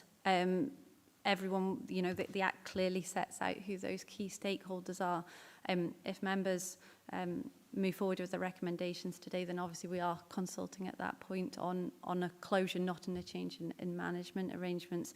And I guess as that's been scrutinised through this process, the numbers still remain, those children still opting to go to Dalry, whether that's a nursery, primary or secondary, still remain the same, and what they are, whether we do or don't agree on those numbers changing because of the implementation of a shared management arrangement. I guess that's open for debate. But yes, absolutely, there is still an opportunity for all stakeholders to be heard through the process, whether that be given the process we've used to date through public meetings or through surveys or the opportunity to contact us directly. There will be an opportunity for everyone's voice still to be heard in that process. Thank you, Louise. Want to come back in, Councillor Campbell? Campbell? If I could just come in briefly. So, in terms of that opportunity to state their case, my understanding is that if the decision is to go for the consultation and closure, the next stage would be a submission to Education Scotland. Would that submission reflect the community's views on the future of education in the Glencairns? So the next step in the process would be that there would be a consultation period. We would produce a proposal paper. There would be a minimum 30-day term time consultation period, in which time we would, as a minimum, have a public meeting and the opportunity for all stakeholders to make representation. Following that, those 30 days, Education Scotland do their due diligence on the process. And then following that, it will come back to committee for decision. There is then a call-in period after that for ministers. So there's plenty of opportunity for stakeholders to have their voice heard. And equally, that would be fed back to members as part of the final report. Thank you. Councillor Lowe? Yes, thank you. As I said earlier, all too often we hear the negative and the complaints from parents, but a statutory consultation is absolutely necessary, and I think we need it now. It allows for all views to be given from across the community, including, I would say, opportunity from the parents and the children who have chosen not to stay at Dalry. So 44 children in the catchment, and yet the school doesn't have all those children. We want to get it right for every child, and having been a teacher myself, there are a number of subjects in schools that require group work and a level of equipment that might be quite difficult to provide for smaller numbers. So all these things have to be taken into consideration, and I'm very much that we go with this statutory consultation now as a matter of urgency. Thank you, Councillor Lowe. Anything else from members? No? Okay, we'll move to recommendations. Note the community engagement undertaking is detailed in paragraphs 4.2 to 4.6 and agree to the commencement of the statutory consultation process for the closure of Dalry Secondary School in accordance with the Schools Consultation Scotland Act 2010. Thank you, members. Thank you, Louise. Agenda item 10, Civic Affairs Annual Report. We've Scott McMeekin here to assist if members have any questions. You have anything to add, Scott? Thanks, Chair. Good afternoon. Nothing to add. Thank you. Thank you. So we'll move to members. Members have any comments, questions?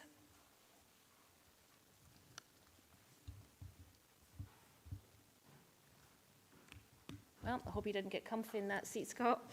We'll move to recommendations. Members are asked to approve the Civic Affairs Annual Report for 2025, paragraphs 4.4 to 4.9 in the appendix. Thank you. Agenda item 11, Community Asset Transfer Annual Report 25-26. Ingrid Gemmell is here. Oh, online. Hello, Ingrid. You have anything to add to the report? No, good afternoon, Chair. Nothing further to add, thank you, and happy to take questions. Thank you. So over to members. Members have any comments, questions? Oh, we're flying through these now. Okay, I'll just go to recommendations. Members are asked to 1, note the background in relation to the Council's 25-26 Community Asset Transfer Annual Report, and 2, agree the Community Asset Transfer Annual Report for 25-26 is detailed in Appendix. Thank you, Ingrid. Agenda item 12, School Service Plan 26-27. Jim Brown's here. Oh, have we got Alison as well? Have you got anything to add, Jim or Alison? Nothing to add, thank you. Yeah, nothing to add. Thanks, Chair. I take questions. Thank you. Over to members. Councillor Stitt. Just my usual bugbear, Chair, on page 988, when it goes the people, employed people was 3,020, and we've got absolute vacancies up to 337. Seems enough a gap in staffing. Is there any reason for that?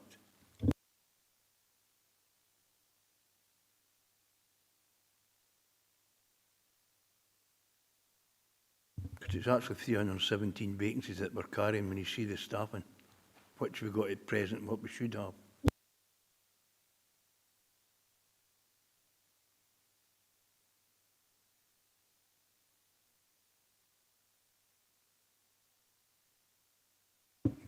Thanks, Councillor. Sorry, can you give me the exact question again, please?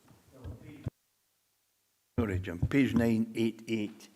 It's got the workforce, and we've got people at April 2026 was 3,020, and we've actually got number of places is 3,337. There's vacancies of 317. Seems quite a lot for one department.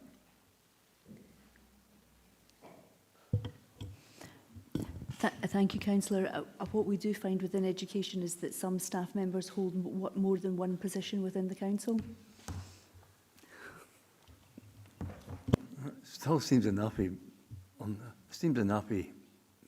lot of places, 317, like, but I'll take that answer, but I feel a bit vague, to be honest.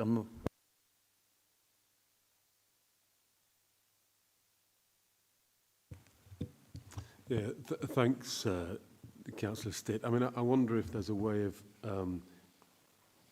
enumerating that actually, because yeah, I've just got a nod from John to say that's right, that's the substantive reason for that discrepancy.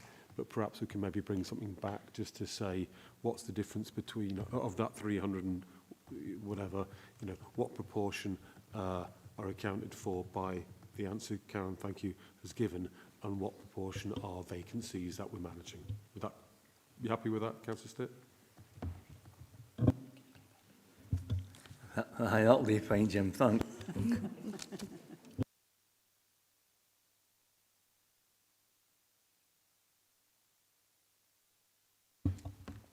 Councillor Lowe? Oh, no, sorry, Councillor Walters first.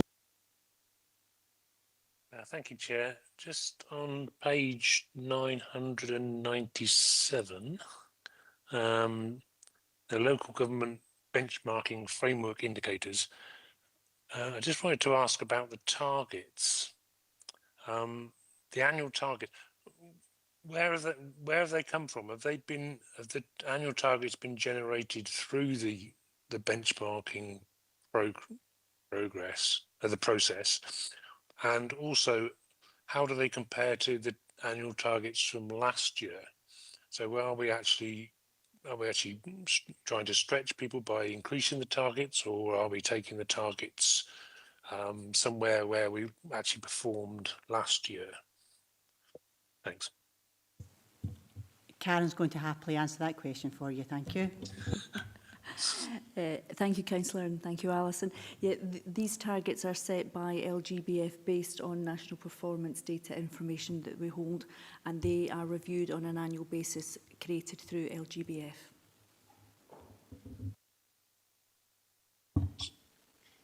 So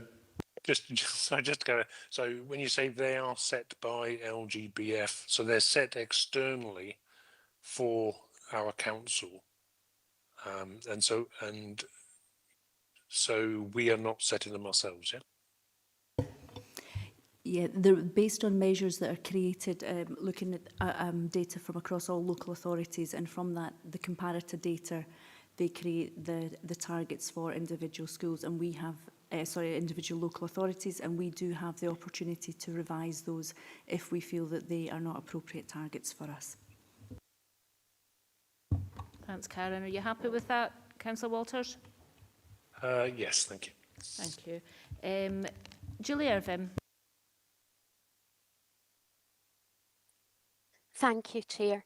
It's a question to do with temporary teachers and fixed term contracts on page 988. Looking at the infographic, it would appear that almost 20% of teachers are not permanent employees of the council. This has been a bugbear for teaching staff for quite a number of years now, that we have lots of staff who are on fixed term temporary contracts and not gaining permanent employment, and some of the staff then leave teaching because they can't get jobs. I'm just wondering what further is being done to alleviate this issue.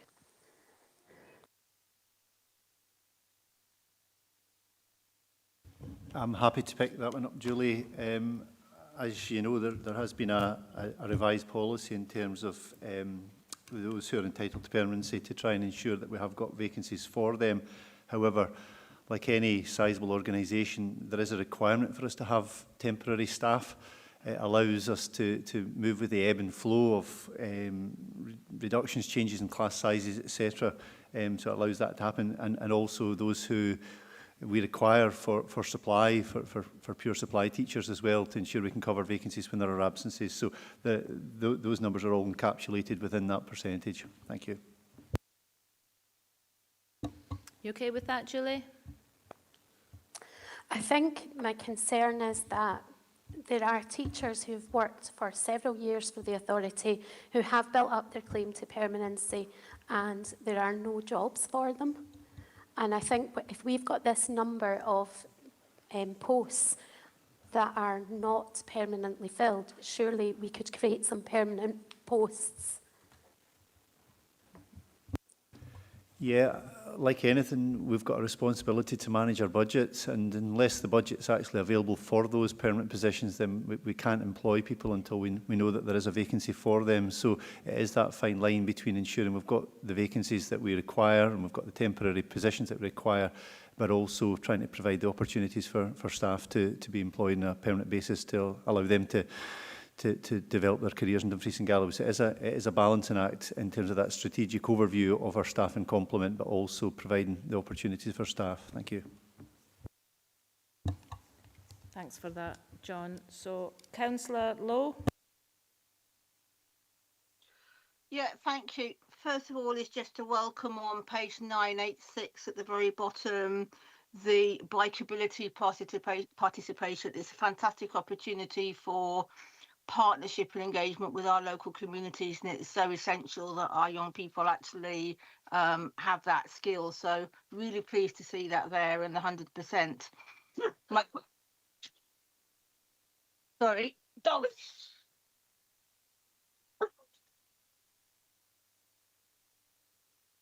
Apologies, the dog barked at the wrong time there. My main question is on page 988, and this actually is in item 12 and 13 and 14. And then under the expenses, there are headings of payments to other bodies, and they all seem to be quite high. On this occasion, it's 12 million. Whether it's appropriate for this form, or is it possible to find out what kind of payments they are, please?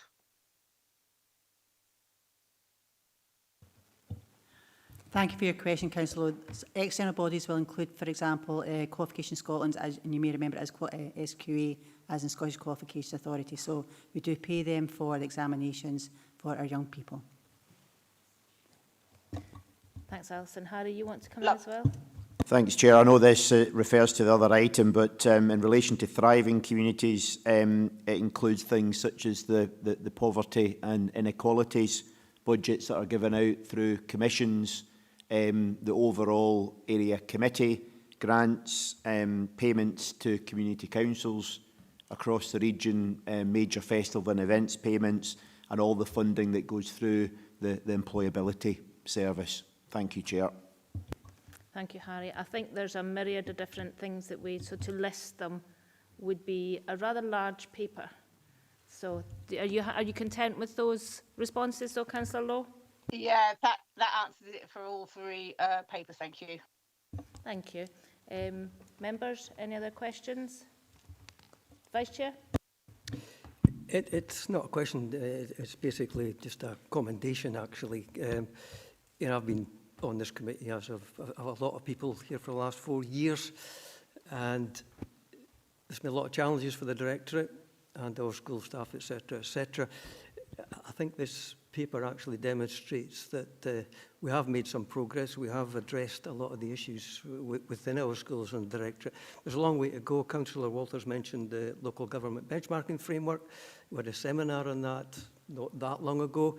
It's very useful reading, and it's sometimes painful reading because it's comparative, and it does include acknowledgement of SIMD and all the rest of it. So it's a good benchmarking tool, and I've used that to have a go, if you like, at folk, and there's a long way to go yet, but I think everything that's included in this is relevant. I think it's testament to the members actually bringing these things to the fore. Things like ASN, that's been a lot ongoing thing. Budgetary constraints have made it such that it's not easy, but we've made progress on that, and we acknowledge that there's more to be done, as there is in the whole of the United Kingdom.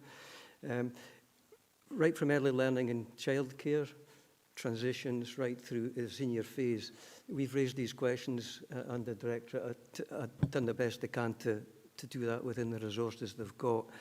So I think the members have done their job, and I think the Directorate have done a job, and I think the schools, but there's a long way to go, and I think we need to continue to scrutinise, to challenge, etc., etc. But there's quite a lot of stuff in here that I know that colleagues have brought forward with a lot of passion, and it's not been fully addressed, but we're getting there. So I encourage everybody to look at the service plan, the benchmarking, and I'd also encourage, as I have all the time, the Directorate to come forward, not just with where it's going well, but where we can do better.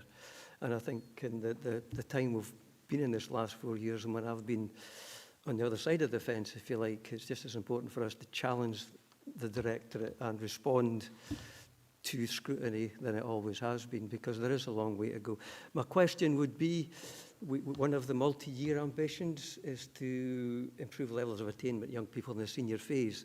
Now, often that is the end product from 2-year-old to 16, 17-year-old. It's the end product. So my query is, how are we going to improve outcomes in the senior phase, both in the short term, because there are some of our secondary schools are not delivering what we would like them to deliver, and also how we get there, how we get that transition from 2-year-old to successful senior phase and positive outcomes.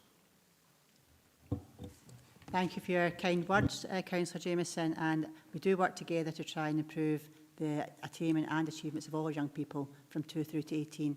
As you're all aware, we have shared with members previously, the framework for improvement, and that is certainly starting to come to fruition in many of our areas, but we are not sitting back in our laurels. We know there are still pockets where we need to continue to work with our school communities, in particular head teachers, to ensure that we are making continued progress. But I'm going to hand over to my colleague Andrew McFarlane, who's going to give you a wee bit more of the details. Thank you. Thank you. So if we look, completely agree, it's the senior phase is the end product of the BGE. So that's the primary 1 to S3. So we're doing a lot of work with our head teachers and our deputy head teachers around the data and that analysis of data. We're also looking out nationally and working with our quad partners. So that's Fife, South Lanarkshire and West Lothian to refine our approaches to data and what's that data telling us and how we can use that data to move things forward for our young people. So we're doing a lot of work that you'll see that with our ACEL data, that's Achievement of Curriculum Excellence levels, and we've been historically low on writing, so we have got the SciPic, we're involved in the National SciPic Writing Programme. We're on to our last 2 cohorts this year, so by the end of next academic session, all of our schools will have been through that programme. So that's increasing teacher confidence in teaching, writing and assessing writing as well. So we've got real measurable outcomes for that one. With regards to the senior phase, this year our focus is on the coursing of young people. So we've given schools the tools now to support with the discussions around that move from S3 into the senior phase. But it's now our job to look at, are we offering the courses that the children are requiring to access, but actually are we getting the children into the right courses at the right times? Yeah, I think that was us. Has that answered your question? Senior phase and the short term. So yeah, we've had a real focus on data this year and that analysis of data and given our schools the tools to support that. Yeah, thank you. Thank you for that. Councillor Stevenson. Yeah, thank you, Chair. I maybe already know the answer to this, and I just can't remember, but the success measures, the ones we set internally are for primary 1, primary 4 and primary 7, and they're all combined. So that's a kind of average at 63.4% for the lowest 20% SIMD, but it's actually quite difficult to figure out if that's because we started at a low point and we've worked up, or do you know what improvements we've managed to help the children achieve. So maybe not for this time, but maybe when we look at doing this again, it's splitting those up so we can actually see how much help and support children have had from primary 1 and what their achievements are at primary 7. Thank you. Yeah, no, I take that point absolutely, Councillor Stevenson. It's always a moment in time, isn't it, rather than the journey, and sometimes the same data can look really positive because it's the culmination of an improving picture, and other times quite the opposite. So I absolutely hear the point you're making. I'm not sure there's a way we can do that here, but I suppose what we could do is, you know, we've got previous data from previous years that's available to us, so we can probably get that and look at the pattern. But thank you for the question.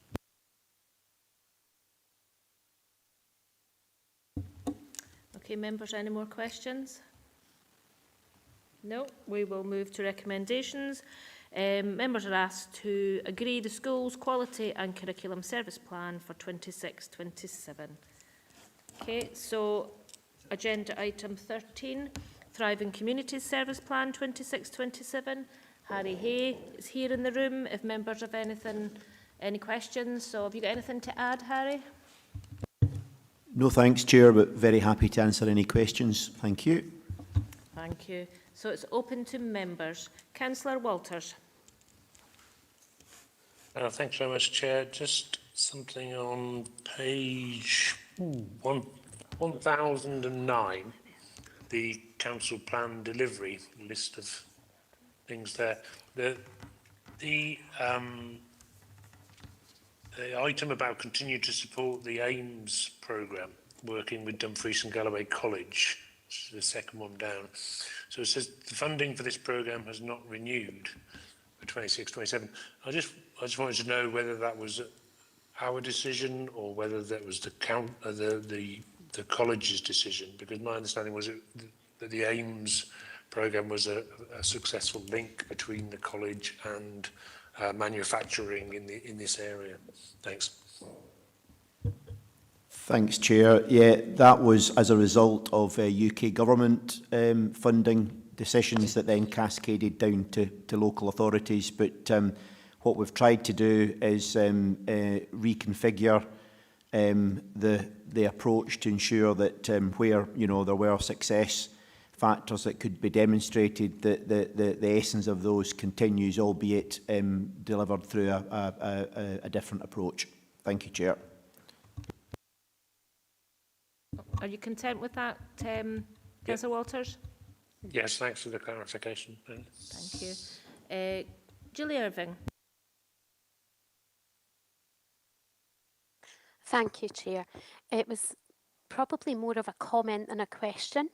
So it's at page 1005, and it was just a question around the promotion of providing digital services, and it was really to raise a concern.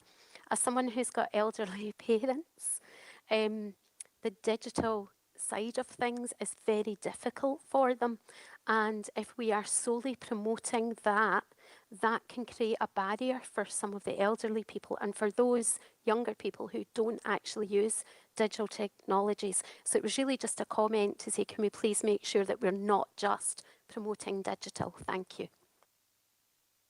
Thanks, Chair. No, our approach is certainly not about promoting digital only. This is about providing opportunities for support and learning for those that want to learn a little more about digital. So it's certainly not going to create barriers, quite the opposite. In fact, you know, and there's a number of really good examples whereby intergenerational support is encouraged, so perhaps younger generations that are more au fait with some of the technology supporting older people, be it, you know, in the community or within their families. So it's certainly never intended to exclude in any shape or form. Thanks, Chair.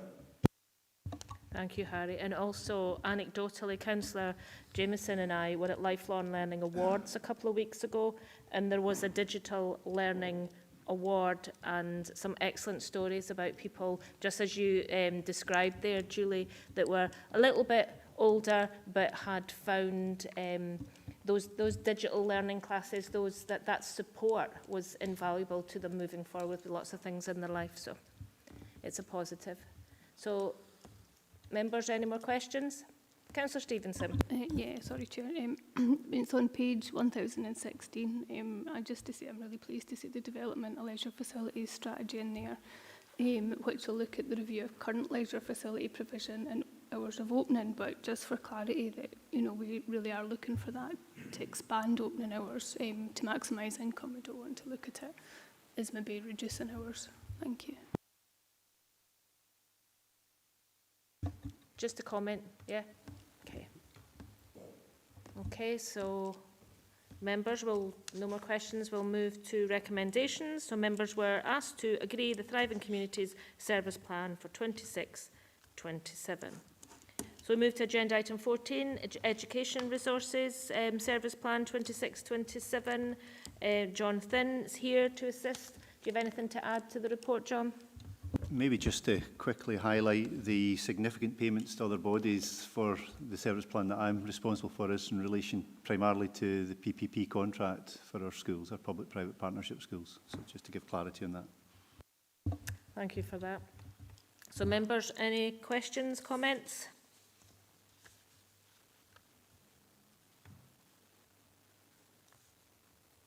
No, nothing online, nothing in the room. Okay, members. So we'll move to recommendations. Members are asked to agree the Education Resources Service Plan for 26-27 is set out in paragraphs 4.3 to 4.6.